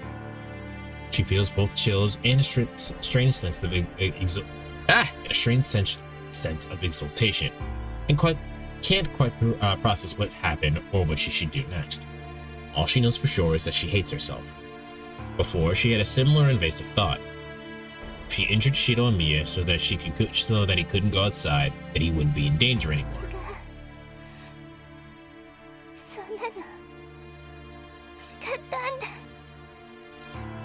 Yes, it was wrong. A hint? I mean, I don't know what that's hinting at besides the fact that she's clearly going to go insane. It wouldn't solve anything. How fickle of her to wish that he'd get hurt enough not to go outside. And now she hurt Shiro and Mia in a way that had nothing to do with her wish. Her life was in danger. Oh! And never mind his ability to leave the house. Both of those things actually happened. That's what it really meant to hurt him. How could she have wished for something so awful? Also, she knows Shiro, and knows that it doesn't matter if he's hurt or not, he'd still go out and fight. The nausea won't go away. She's already vomited everything in her stomach, but the retching won't stop. Blood and bile. Blood? Bile is one thing. Blood? It's almost as if the mangling pain in her stomach and the searing in her throat are meant to punish her, she thinks to herself. Several dozen minutes pass. After running out of even her stomach bile, have you guys ever, has your body ever tried to, force you to throw up when you don't have anything in your stomach? It's the fucking worst. It is the absolute worst. I don't even know how to explain it to you. Oh, it sucks. The nausea passes and she finally regains her composure. She pants roughly. Her shoulders heave, breathing ragged. She grips the sink in both hands, trying to catch her breath like she just finished running a marathon.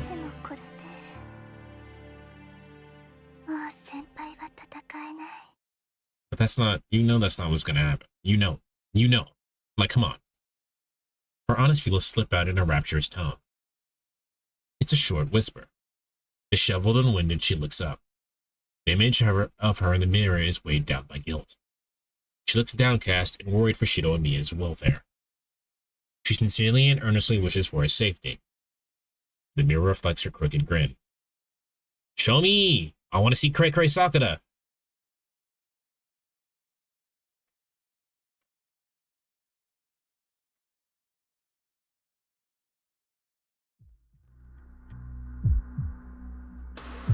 See. I'm trapped in a steamy stone room. The heat seeping from my shoulder joint is like thousands of microscopic bugs eating away my cells. My shoulder. It's like countless bugs are gathered in a wound I can't see. You could say he has a phantom pain. My body burns from within. This is more like a frying pan with the lid on than a sauna. There's a sizzling sound. If I relax, I might find myself being burned black.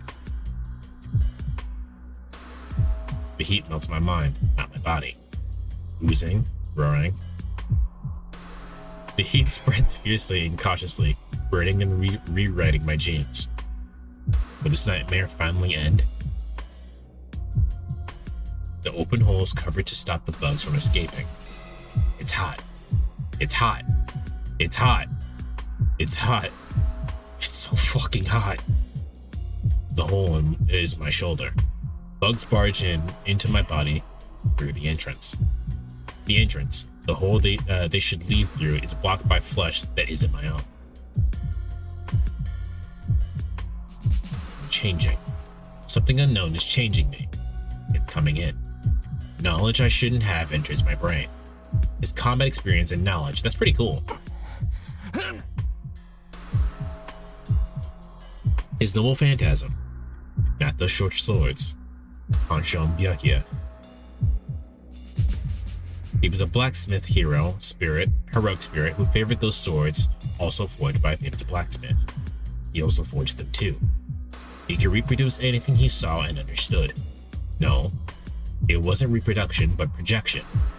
A unique type of magecraft that recreates the caster's imagined principle of creation. The heat burning in my heart demands that I master it.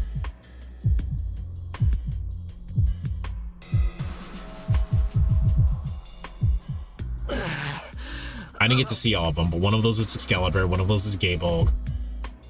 Are you kidding me? That's impossible. I can't let this inside me. I don't know projection. I haven't reached that level yet. Yes, you have. This shortcut is definitely going to destroy my body. I already have my hands full just being myself. I can't remember all of this other stuff he's showing me, much less master it. I'm not strong enough to do it. You and I are complete strangers with nothing in common. Ha! So there's no way this will take. Even if it does, I couldn't possibly endure it. Can't lose track of time. Can't get out of order. Even if you help me, I don't have the skill to handle it.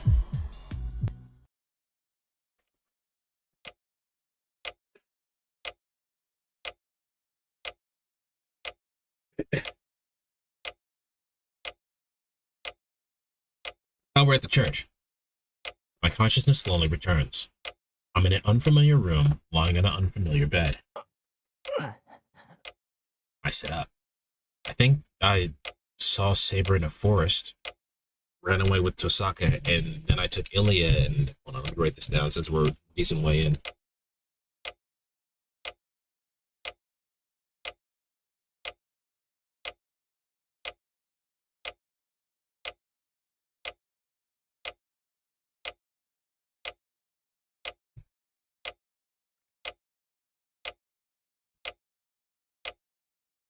Chat, what's your favorite, who's your favorite, in the main Fate lines, who's your favorite, servant? We lock eyes. Ilya's right next to the bed, staring at me with wide eyes.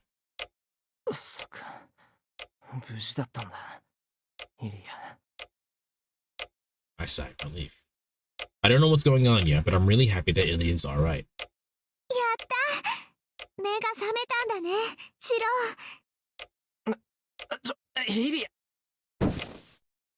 Ilya dives into my arms. Archer? Archer? Is this a pun that I'm not understanding?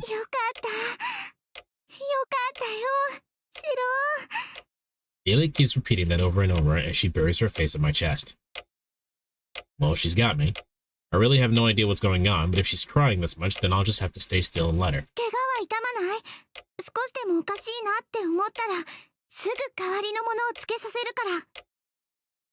A replacement? Did she build him an arm?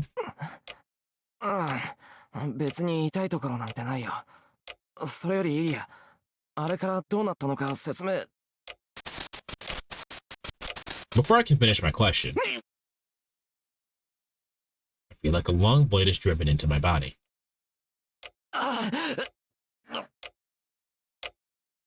I'm unable to bear the pain, my right hand scratching at my chest.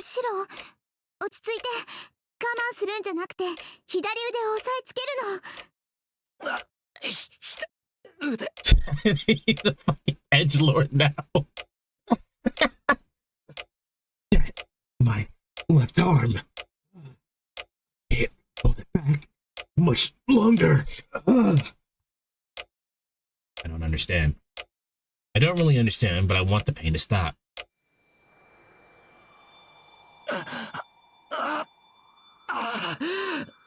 That was his dominant arm too? Wait, he was left-handed? I calm my heart rate. Once I close my eyes and meditate, I immediately sense what's wrong. If I know the source of the pain, the foreign element, then I can slightly control the pain. I just need to build a barrier to prevent the alien parts from mixing with my own body.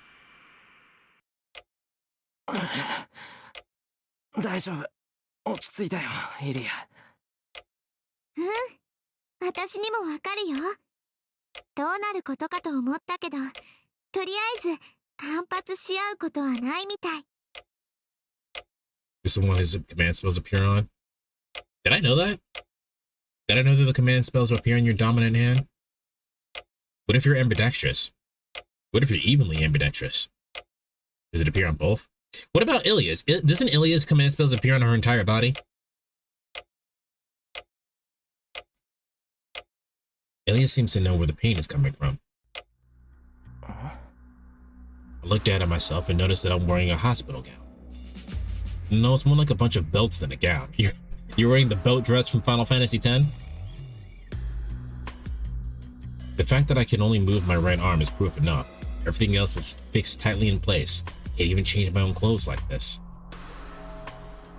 Hers are fused to our circuits? Oh. なんだこれ。イリア、なんでこんなの着てるんだ、俺。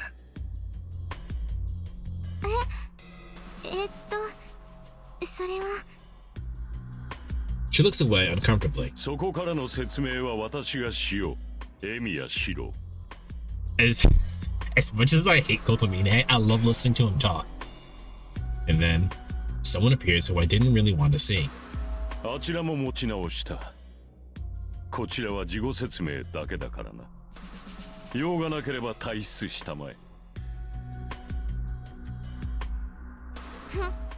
どうだか。私はシローと一緒に外に出るの。あなたが本当に何もしないのなら、私がここにいても問題はないでしょ。I also love that everyone fucking hates Kotomine. Like, that is the funniest thing. They see him frame one hatred. なるほど。確かに問題はないな。だが説明は簡潔に済ませたい。邪魔をしないというのなら、隅でおとなしく座っている。そうね。じゃあ、そうさせてもらうわ。Ilia walks by Kotomine and leans against the wall. さて、状況説明の前に、先ほどの疑問に答えておこう。あまり驚くなよ、エミヤシロ。Kotomine reaches out. The priest undoes the belt, exposing my skin.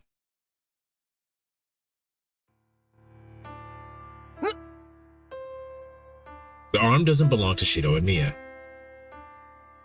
Yes, it does. I can tell even under all the cloth it's wrapped in. The thing serving my left arm came from somewhere else. It's something alien that defies the laws of nature that should never be attached to me. He looks cool as fuck, though. アーチャーの左腕だ。アーチャー本人の意思を尊重し、彼の遺体からお前に移植した。アーチャーの意思を尊重。あ、いや、それより遺体って、あいつは。移植が済んだ後消滅した。ここに運ばれた時点で死に体だったのだが、よくも終わるまで持ったものだ。アーチャーの持つ特殊技能ゆえだろうがな。Archer's gone. That means the only servants left are Zokin's assassin, Sakura's rider, and... No. She's changed so much that I don't think you can call her a servant anymore. 待て。アーチャーは消えたんだろう。なら、Yeah, let's start あ with いつの that. 腕が残っているのはおかしくないか。移植が終わる前に消滅したのなら、その左腕も消えていただろう。だがお前のそれは、アーチャーが現世にとどまっているうちに切り離し、お前の体に植え付けたものだ。エミやシローの魔術回路とつなげ、お前自身の魔力で現世に受肉させている英霊の肉。その手術がなった時点で、それはお前の肉体となった。その後ならば、アーチャーが消えようと左腕は残る。その左腕はすでにお前の腕なのだからな。じゃあ本当に、これはあいつの腕なのか。But it's your arm. そうだ。あのままではお前もアーチャーも長くはなかった。アーチャーはこの世にとどまる霊格を壊されており、お前も半死半生の手負いで、傷口より生命活動に必要な中身を損ねていた。幸い、アーチャーの体に傷は少なかったからな。彼はお前に唯一無事な肉体を提供することで、死にゆくお前を生かしたのだ。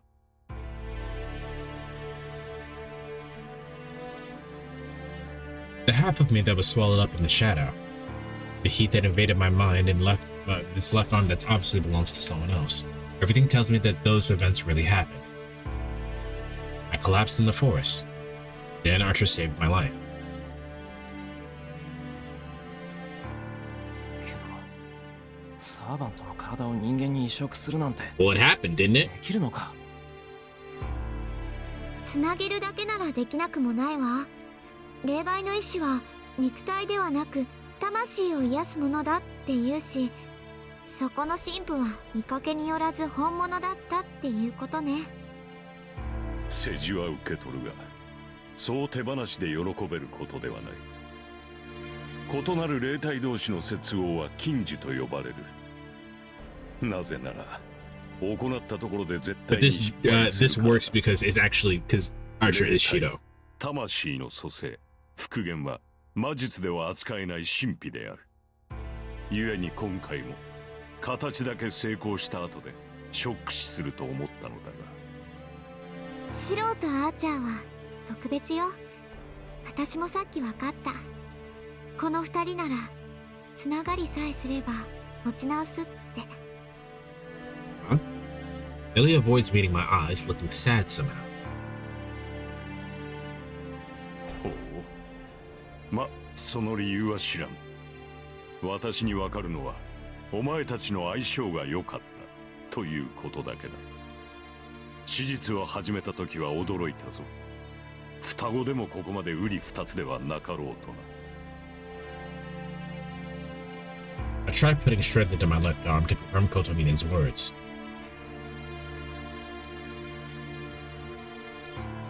I can't feel anything. There's no pain, it just feels like dead weight. I can't move it no matter what I do. It's like an arm gone numb from lack of blood flow. The sensation of having an attached arm I can't move causes mental fear rather than physical pain. My left arm is just a lump of iron now. Maybe this is what being a Tin Man would feel like. 全く動かない。これで手術は成功したのか？無茶を言うな。つなげたばかりではそれが限界だ。数日経てば馴染む。先ほども言ったが、お前たちの相性は実にいい。この分であれば通常の生活をこなせるほどには回復しよう。だが注意しろ。私が言っているのはあくまで回路が合うというだけの話だ。いかに相性が良かろうが、それは人間では扱えぬ英霊の腕。いや、腕というよりは兵器だな。強力ではあるが、使えばお前とて巻き込まれよう。それは自滅するってことか？無論だ。人間であるエミやシローがアーチャーの腕を使えば、肉体はアーチャーの腕に侵食される。いな、吹き飛ばされるという表現の方が正しいか。霊格としてエミやシローの肉体はアーチャーの腕には到底及ばん。一度でもその腕を使えばアーチャーの魔術回路が起動 This する。 spread is probably the coolest. そうなった時、お前の体は It sucks for everybody involved, but this is probably the coolest route. いいか、使うたびに寿命が減っていくのではない。その腕を使えばお前の体に植え付けられた時限爆弾にスイッチが入るのだ。 I don't think he cares about that. What the hell? Is he basically saying that if I try to copy what Archer does even once, I'm as good as じゃ dead? この布はそのための。ああ、そのための封印だ。それを巻いている限り、左腕は魔術回路を発現しない。お前が魔術を使おうと、その左腕だけは別のものとして扱われる。だが安心はするなよ。魔術講師をせずとも、生きている限り魔力は肉体に通るものだ。その度に左腕には痛みと起動しようとする反動が起きるだろう。それを防ぐため、マルティーンの生涯符で左腕を覆っている。I don't want to answer this. This is speculation.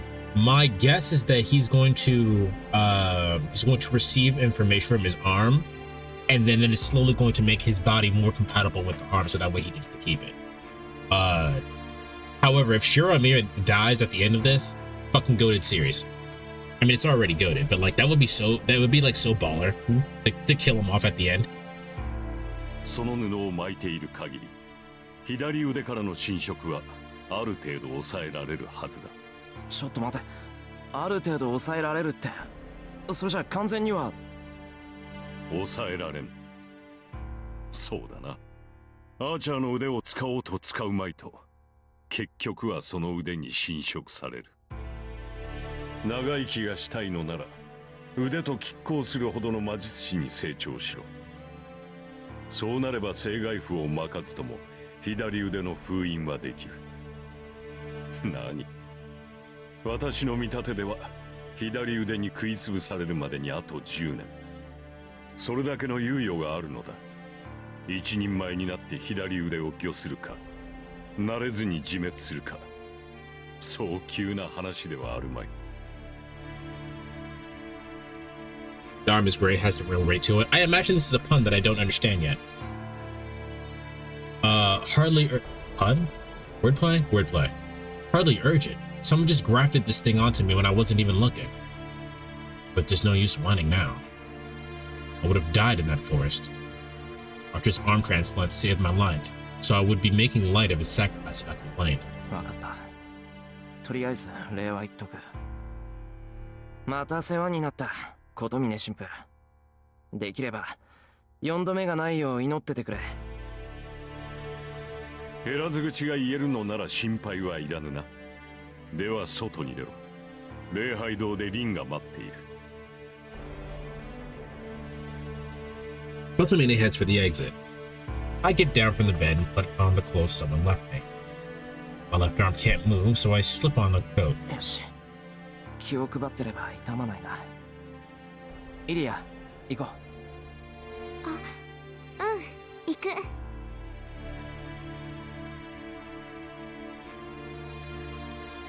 When we go outside, we're in the church's central garden. Sorry, I just thought of a better title for something. Hold on.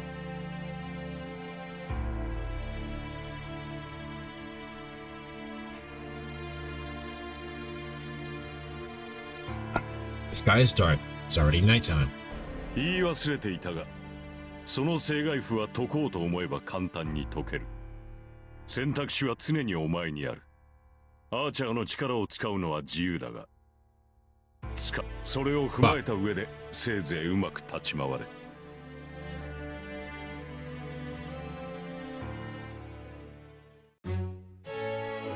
How does he wash himself? I suppose I guess they really use bats to begin with, but like if he removes the seal, he can't clean his arm, or he has to clean his arm. You know what I mean, right? So like when we enter the chapel, Tosaka's glaring at me. I don't remember her ever glaring at me like this before, but I'm relieved that she's safe. さて、これで全員治療は済んだ。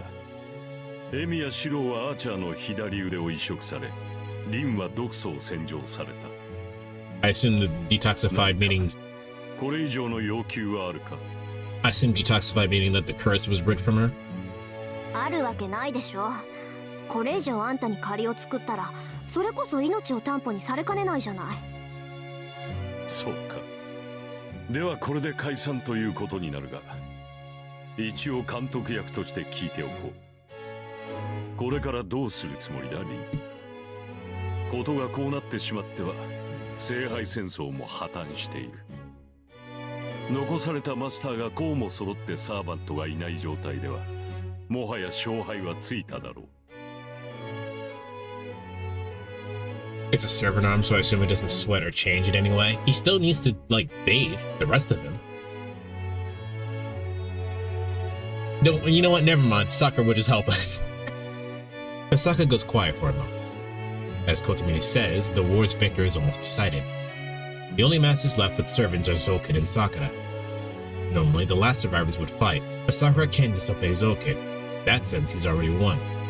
マトウゾウケンとしては、マトウサクラを取り戻すか始末するかのどちらかだろう。これを防ぐのは難しく、お前たちには防ぐ義務もない。何しろマトウゾウケンを倒したところで、お前たちに益はないからな。へえ、サーバントがいないマスターは聖杯を手に入れられないってやつ？そうだ。Technically, Shiro can get it since he has a servant's arm, no? これ以上の戦闘は無意味だ。このままおとなしく屋敷に立てこもり、聖杯戦争の終わりを待つのが正しい選択だろご忠告どうも。けど降りないわよ、私。う。驚いたな。聖杯を諦めきれないということか。当然よ。サーバントがいなくなっても私はまだマスターだもの。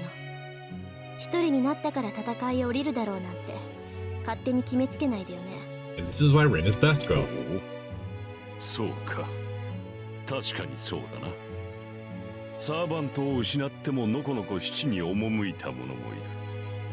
そう簡単に白旗はあげられないか。白は関係ないわよ。いい？これはあくまで私の判断。私はまだ諦めてないし、造剣を勝利者にさせる気もない。それじゃあどっちにしたってあの子が助からないんだから。遠坂。I blink at her in surprise. Why? 何よ嬉しそうな顔して。言っとくけど、あんたの真似をしたわけじゃないからね。私は賞賛があるからまだ降りないの。あなたみたいに勝ち目もないのに残るわけじゃないんだから。そうだろうな。遠坂のことだからそうじゃないかって思ってる。なんかそれはそれで引っかかるけど、分かってるのならいいわ。 Kosaka turns away with a hug.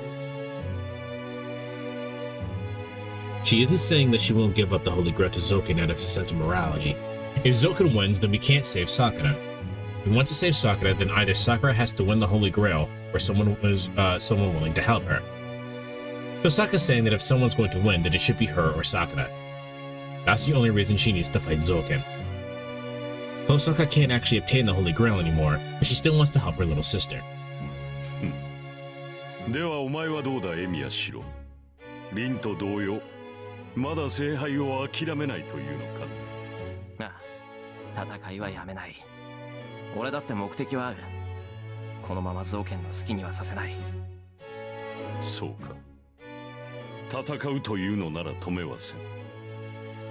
絶望的な戦力差だが、魔頭造剣は小物だからな。何らかの策はあるだろう。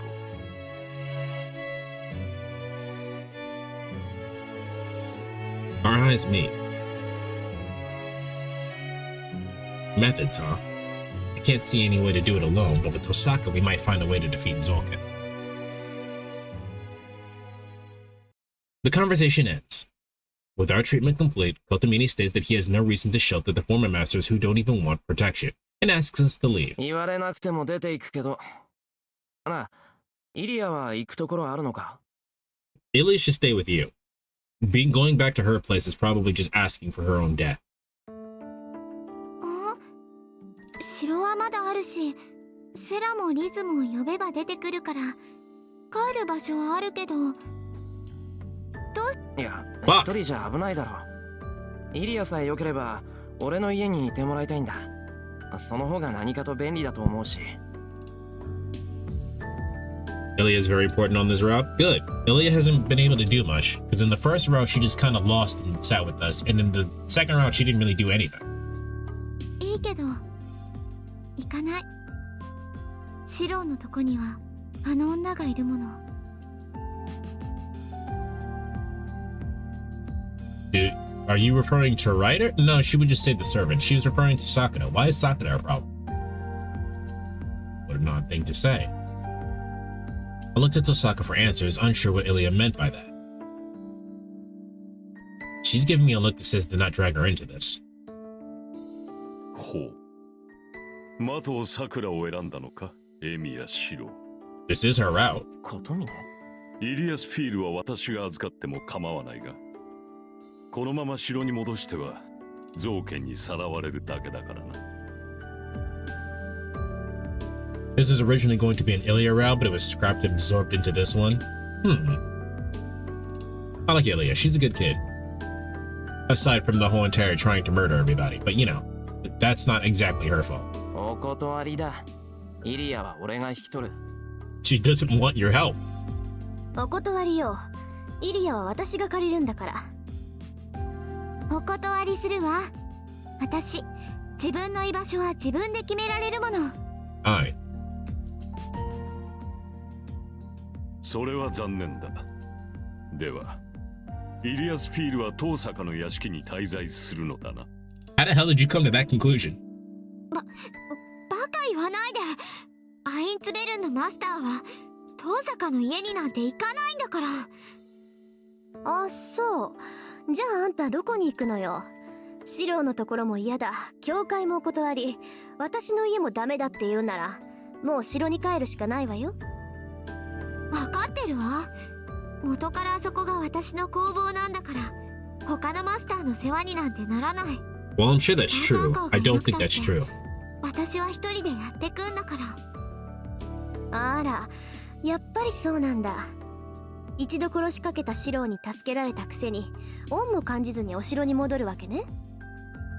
聞いたエミヤくん。あれだけ助けてあげたのに嫌われたものね。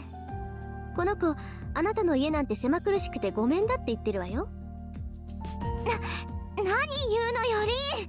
Played like a fucking fiddle. 私、そんなこと一言も。 She don't play 言っ along. てるじゃない。エミヤくんの家に行かないのはエミヤくんが頼りにならないからでしょ。だから安心できる Shiro, you 自 need to 分 play の城 along に with 戻る this. って言ってるんじゃない。それはそうだけど私が城に戻るのはシローから離れないといけないからで。 What the fuck does that mean? え？ああ、そうなんだ。頼りになるならないの前にそもそもエミヤくんが嫌いだったわけね。なんだ、そういうことは早めに言ってよ。 Tosaka ruthlessly prods Elia.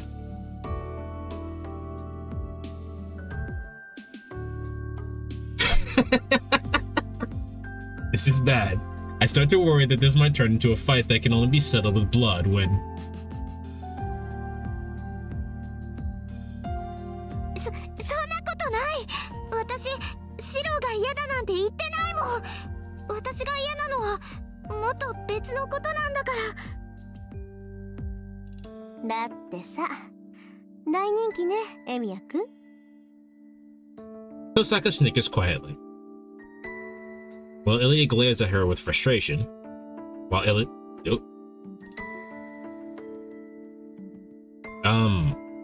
So whose house is Ilya going to? Yeah, nothing was settled. In the end, we decided that Ilya would come to my house. Shock. Tosaka and Ilya would leave the chapel arguing. You could say that they actually get along pretty well. The conversation is over. I'm gonna use the bathroom real quick. I'll be right back. I return.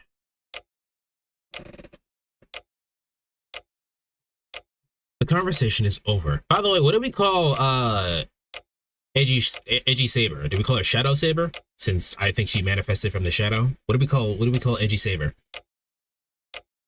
It's a problem from here on out, and I have nothing else to discuss with the priest. I start to leave the chapel following Tosaka. Saber Altar, got it. That's the fandom name for it. Or the game code for it, whatever. You know what I mean. Salter. When behind me I hear... 忘れるな、エミヤシロ。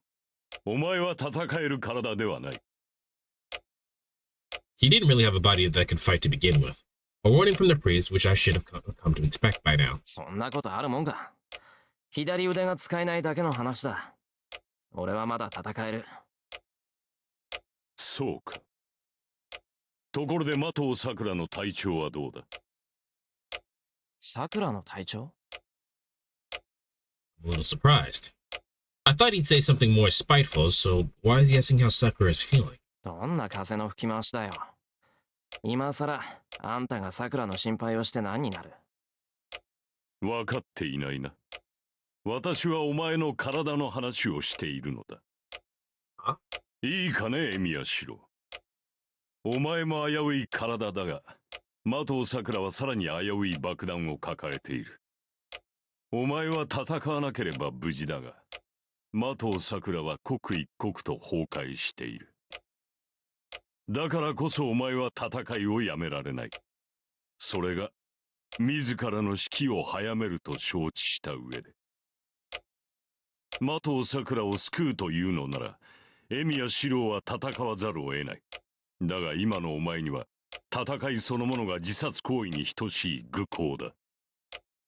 故に、的さくらを救うということは、自分を殺すということだと理解しているな。When has that ever stopped him? Yeah. そんなのも When has that お前の ever 知ったことじゃない mattered だ him? ろ I decided that I'd save Sakura. That oath hasn't changed no matter what happens to my body. そうか。命を捧げるほどの献身は美しいがな。あの娘はお前にとって、果たしてそれだけの価値があるのかどうか。Kide is a good ally in this route. I do like Kide. I just also don't like him. He sucks. う。なんだと。I think he's an interesting character. 最後の忠告だ、エミやシロ。生かすということは、欲望を満たすということ。What's wrong with that? 的さくらを生かしたいというのなら、それを最後まで忘れぬことだ。She hasn't done anything wrong, so at the moment I have no problem with Shido acting on greed. When she goes cray cray and we have no choice but to kill her, that's when we have to kill her. But for right now, I don't mind that. You trust her for this right only? I was really neutral on Kotomine. I didn't particularly trust him, but I didn't particularly distrust him either. He was very honest, even in the other routes where he was actively an antagonist. Our protagonist is just kind of stupid. I go outside. Kosaka and Ilya are waiting in the courtyard. Ilya's gazing up at the sky, looking a little chilly. Meanwhile, Tosaka's staring at me. I can tell she's about to complain. 遅い。綺麗と何話してたのよ、シロ。いや、何って。いつもの皮肉だけど。More importantly, there's something I'm curious about. Should I ask? Tosaka, are you going to use my first name now? まあいいわ。時間もないし、回りくどいことはやめにしてあげる。ことは深刻だし、別々にやっても勝ち目は薄いし。尺だけど、昨日のことは水に流してあげるから感謝なさい。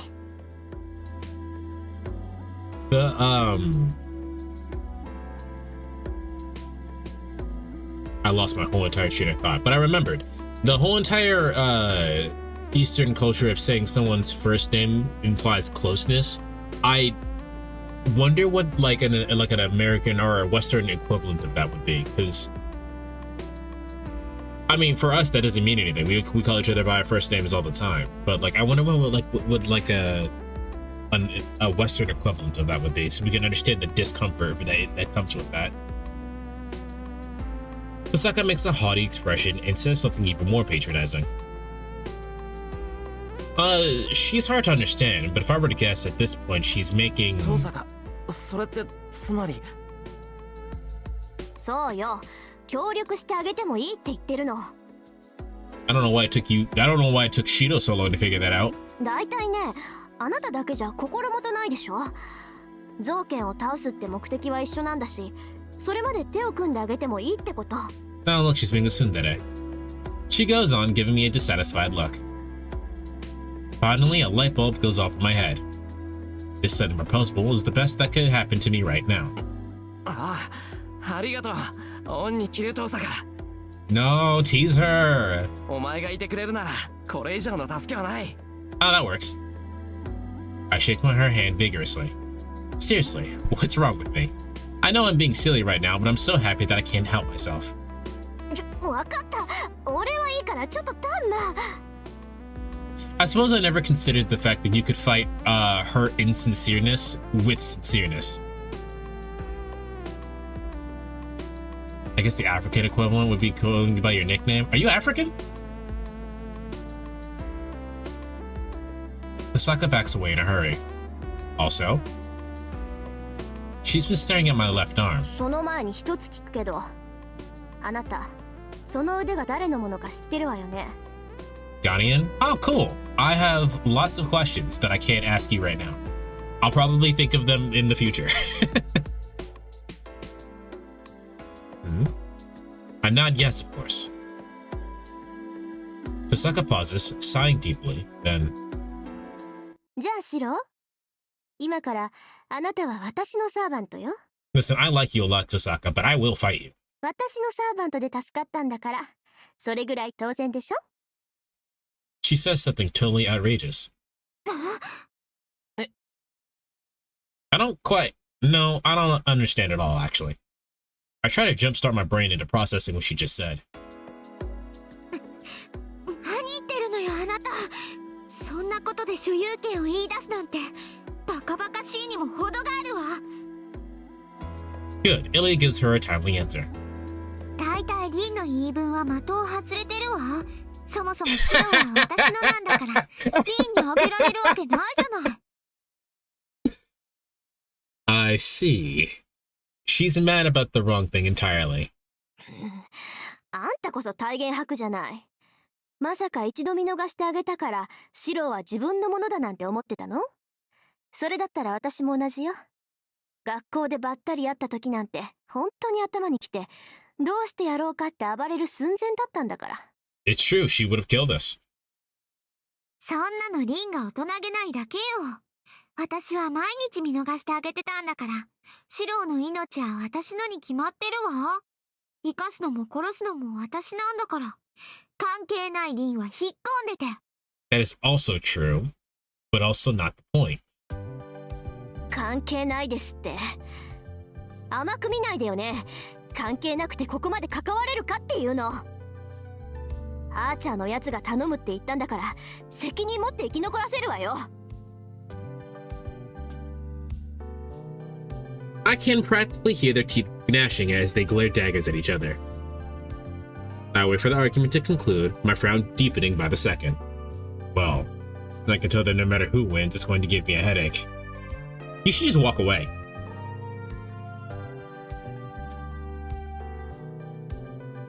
で、結局どっちなの? Neither of you. Just when I thought the argument was going nowhere, they both decide to turn the last choice over to me. Don't give me the choice. 何が? Don't give me the choice, because I'll make you both mad, I promise. だからどっちのサーバントかっていうことよ。シロの答えをまだ聞いてなかったし、ここではっきりさせた方がいいでしょ。 I'm nobody's servant, baby. そうね。シロが嫌がってるのに気がついてないし、リンにははっきり言わないとダメみたい。ほら、言ってあげてシロ。シロは私のものでいいんだよね。 Let's be clear about something.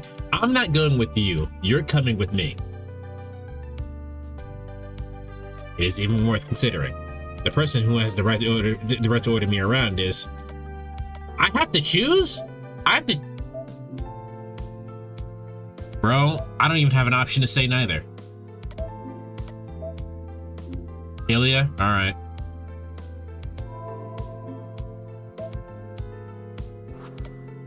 I assume that we need a certain amount of Ilya points then? イリアかな。 I just say the first thing that comes to mind. シロったら顔物め。 Ilya hugs me tightly. As an older brother figure, I'm more than happy about that. Yeah, we needed the Ilya points, I guess. But Tosaka doesn't look confused in the slightest. It's enough to cancel out the joy. No, put me in a negative, actually. お子様のご機嫌取りをするなんてずいぶんとマメなのね、エミヤくんは。何？もしかして小さい子が好きとかそういう趣味？ That's one hell of an acclaim you just made at me. To make matters worse, she's back to calling me Emiya. One of the two conditions for the true end? So one of the true conditions for the true end is to make Ilya happy. Got it. She's giving me a wince-inducing look reserved for the utter dregs of society. ふふんだ。見苦しいわよ、リン。振られたからって八つ当たりなんてレディーにあるまじき行いだわ。そんなんだから。バカ言わないでよね、このマセガキ。私は世間一般の常識を口にしただけだし、第一誰が誰に振られたっていうのよ。Tosaka roars like a tiger. Ilya giggles and hugs me tighter. I can't breathe. ほら、リンって怖いでしょ、シロ。けど安心して、リンが何かしてきたら、これからは私が守ってあげるから。Ilya beams. I'm happy to see that. Twice as happy as I was a moment ago, actually. But now I'm getting a look so cold and judgmental I can't possibly defend myself against it. So can we move on now? なんだよ。なんか文句があるなら言えよ。別に、エミヤ君がどんな趣味してようと私には関係ないもの。文句はあるけど口にしないわ。それより、なんでよ。She asked me bluntly. However, いや、なんでって、なんでだろう。even if I'm not really sure why I chose Ilya, I like that it happened on instinct. It's like it happened on instinct, sorry. 呆れた。何？本当にそっちの趣味なの？あなた。What the fuck does that mean? わけあるか、バカ者。さっきのはなんとなくそう思ったから口にしただけというか、俺はイリアの保護者になったんだから、イリアを取るのは当然だ。文句あるか。The man doth protest too much, methinks. シロは私のサーバントだもんね。Tosaka looks exasperated while Ilya is jumping for joy. 開き直ったわね。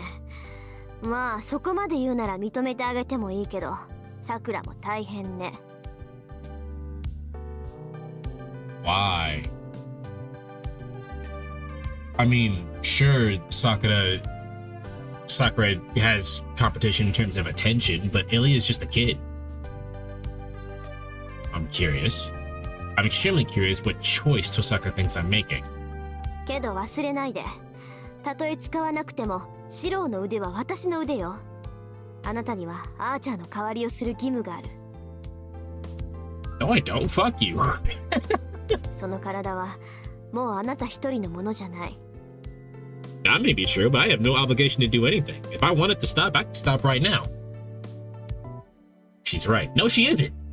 Tosaka lost Archer, and Archer's arm saved my life.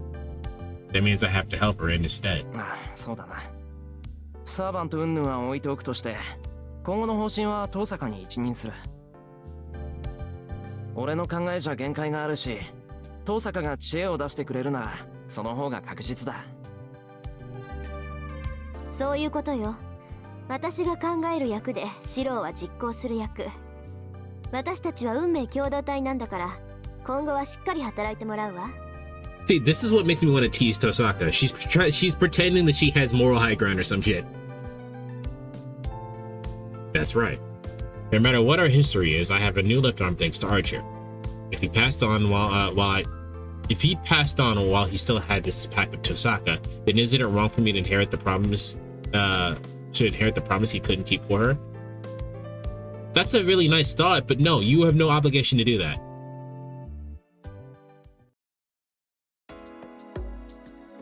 じゃあ一旦ここでお別れね。家に戻って荷物を持ってくるから、シロは先に行ってて。Will you be okay? 荷物を持ってくるって、もしかして遠坂、うちに来る気か？当たり前でしょ。これから共同戦線を張るんだから一緒にいなくてどうするのよ。うちはイリアが嫌がるし、そっちにはサクラもいるし、どう考えても本拠地はあなたの家でしょ。Now I feel bad for Sakura. そっか。言われてみればそうだよな。まったく、胴に入ってると思ったらなんか抜けてるし、ちょっと選択を誤ったかな。Tosaka sighs dramatically and heads down to the opposite path. イリア、うちはこっちだぞ。なんだって遠坂についていくんだ。ちょっとね。リンゴ手を貸してほしいって言うから助けてあげるの。終わったらすぐ行くから、シロは先に帰っていて。Well, if you two are together, I think we're fine.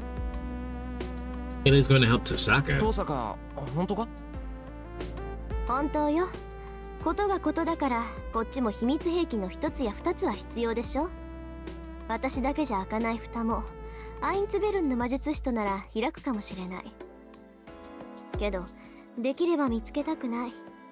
遠坂の遺産、ヒシュアの置き土産が想像通りのものなら私だけじゃどうにもならないから。じゃあ私も行くね。キシュアの遺産になんて興味はないけど、ゼルシュバインオーグの使ってた宝箱は綺麗そうだし。Ilya pivots and runs after Tosaka, her skirt fluttering. キシュアゼルシュバインオーグ If you didn't understand, and they're not going to explain it to you, don't bother trying to process it. I stand there confused. I never heard the name before. Maybe it's a famous term that only real mages know.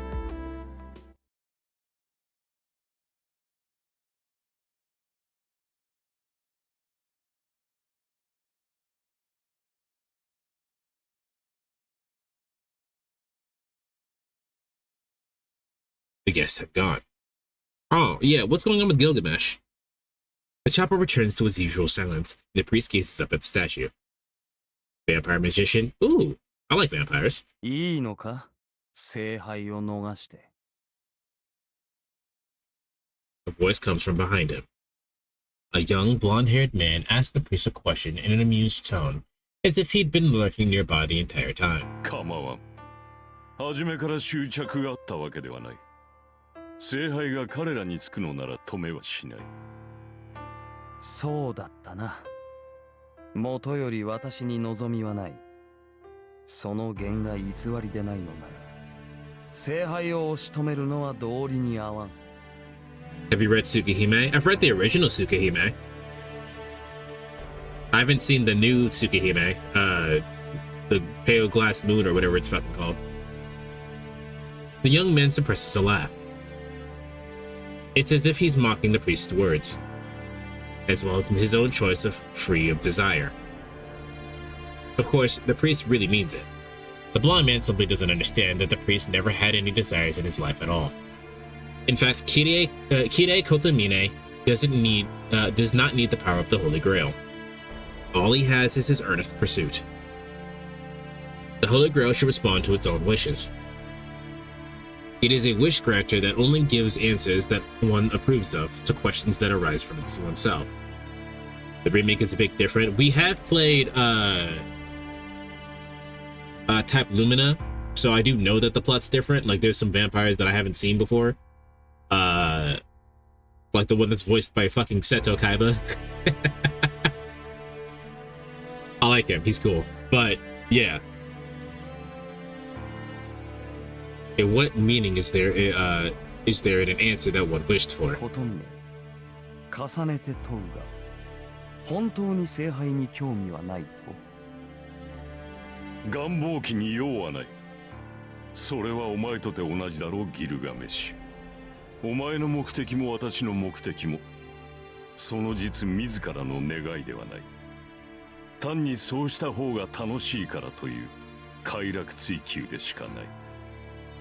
そのようなものは食事と同じだ。願いとは自身を叶えるもの。だが自ら願いを叶えては人間は救われん。The priest keeps looking up at the statue. Beyond it, at a time more than 10 years pass when he still waited for his wish to come true. He was born to a traveling priest in the year 1967. He was told that his name Kirei was a prayer. His father named him thus, hoping that he would be pure and beautiful. His son grew up as his father hoped. From a young age, he was a surprisingly insightful youth who possessed good morals and wisdom. His father was happy to have been blessed with a worthy successor, and the son understood his father's joy. The son excelled at making his father happy. That was probably why his father valued him so. With that in mind, the boy matured according to his father's ideals. He had no doubts that he could not love his father, and he was appeasing his expectations was a separate matter. The boy named Kirei grew up healthy and sound. There was just one problem. He was always confused with what his father called beautiful. He became aware of this discrepancy one morning. One day he woke up, rose from his bed, and realized he is not sure why he realized it at that moment. In fact, he was troubled that he had not noticed sooner. In any case, he realized he had forgotten something. His father prayed for him to be beautiful and named him Kide.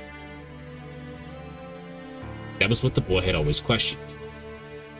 All of the things his father considered beautiful, not once in his life had he ever felt the same about them.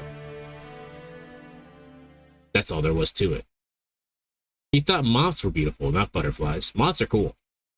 Poisonous plants, not roses. Evil, not good. That's very specific. Also really on the nose. I would have liked a different comparison.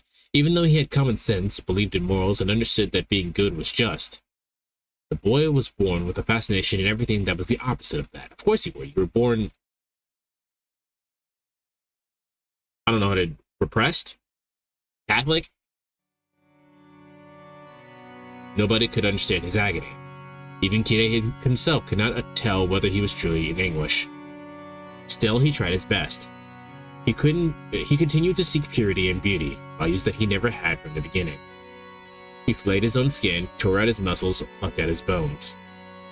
If he lacked it in his heart, he might be able to find it elsewhere in his body. His father was on a pilgrimage to holy places for over 10 years. He must have walked enough steps to reach the moon itself. He did not seek physical suffering. To begin with, believers like him valued spiritual penance over physical toil. During those virtuous deeds, the boy stopped eating. According to the morals he was taught and believed in, if he was born a sinner, then it was only right that he suffer a fitting punishment. This continued for another 10 years. He never found the values that he sought, but arrived at another conclusion in their place. It was nothing impressive. In the end, he realized that he was born without the ability to feel what other humans call happiness. It is considered good and correct for people to be happy. Charity, trust, glory, security. He simply realized that he was born with a defect, no ability to derive joy from such things. He only found delight in the suffering of others. Their killing, does that not make him a psychopath? Their love and hate, their downfall. It was only in these negative things that brought it was only in these negative things that the boy felt happiness. What made him unhappy was the fact that he had such a strong sense of morality in spite of his thinking patterns. Having realized this at a young age, the boy endeavored with all of his might to overcome his inability to reconcile his own values with those of the world around him. Instead of accepting himself and living in pursuit of his own pleasure when he could not find joy in the things other people considered good, he attempted to save himself by making himself more human. He walked the path of faith and began to preach about life, like his father did. They said that God would forgive all. Then perhaps even someone born with a fatal flaw would be saved as well. But only a cruel outcome awaited him. Even though he followed God's teachings, obeyed his laws, and lived a simple life, he never found any pleasure greater than the suffering of others. Even as he believed in the church's doctrine that forbid any immorality, he felt nothing but corrupt thoughts. But of course, it was not painful for him. He was seeking something that he never had. He had lost nothing in the process, so there was nothing to lament. By the time the priest grew into a man, he was left with only one question. Why? Why, among all the lives that he could have lived, did he find joy in sin? But deviant like him felt affirmed by committing sin and getting drunk on corruption, that would make sense. If he stood to benefit from vice, if he hurt others for his own greed and used that profit to reap further gain, that would be logically consistent. And yet, why did he never once face a choice that to turn good to evil? He was born outside the rules, but would die cut off from the rest of the world. What did it all mean? Did it mean that he was born broken and destined to inflict harm on the world? All while lecturing about values, comprehending morals, and enforcing justice, he concluded that such evil should not exist. But so what? If such a person could not exist, then why was he born anyway? Yes. If something is flawed from the start, then it need simply not be created. The world hates evil and purges its faults. And yet something that nobody wished was born, living a life that awaited only exclusion and death. Where is my sin? The man kept asking. What he gained from his long anguish of blind faith was not salvation, only a question. It was not suffering, but a pure riddle, a feeling of anger with no place to go. では、なぜマスターになどなった？望みがないのであらば、聖杯などいらぬだろうに。The man's question snaps him out of his reverie. The priest, Kirei Kotamine, nods in self-mockery. 聖杯はいらなかった。ただその中身に関心があっただけだ。10年前聖杯を求めたのも、それがあろうとしたからだ。聖杯が何であれ、生まれ出ようとする者を祝福する。それが私の仕事だからな。それは、生まれてくる者に、微塵の関心も持たなくともか？無論だ。前回の聖杯戦争でさえ、私は聖杯にもその中身にも関心はなかった。あの時にあったものは、私と正反対の男に対する不快感だけだった。But the priest thinks he is interested in Kirei Kotamina's conclusion. In the end of a man who can only find happiness in the suffering of others. Zokameto's schemes, the birth of yet another holy grail. The thing called all the evil in the world created by the people yet unwanted by them.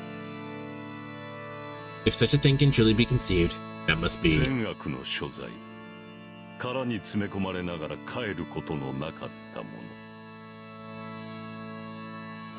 There were no answers to be found in the Holy Grail. It is a wish granter which gives the form to its master's desires. Thus, it cannot grant revelations to someone without any desires. But 答えを出すのではなく、答えを出せるものを聖杯から生み落とすとしたらどうなる？何？ The young man narrows his eyes. The priest laughs in front of the statue. ことみ。His smile is like that of a dying woman. To think that this unfeeling man could make such an expression. 答えは近い。仮にこの疑問が神を冒涜するというのなら。Looking up at the statue, the priest's eyes are not laughing. Then, like an angel descended upon the earth. 神前において、この前例をかけ、我が主さえ問い殺そう。He gazes off to the distant sky, a curse burning in his eyes.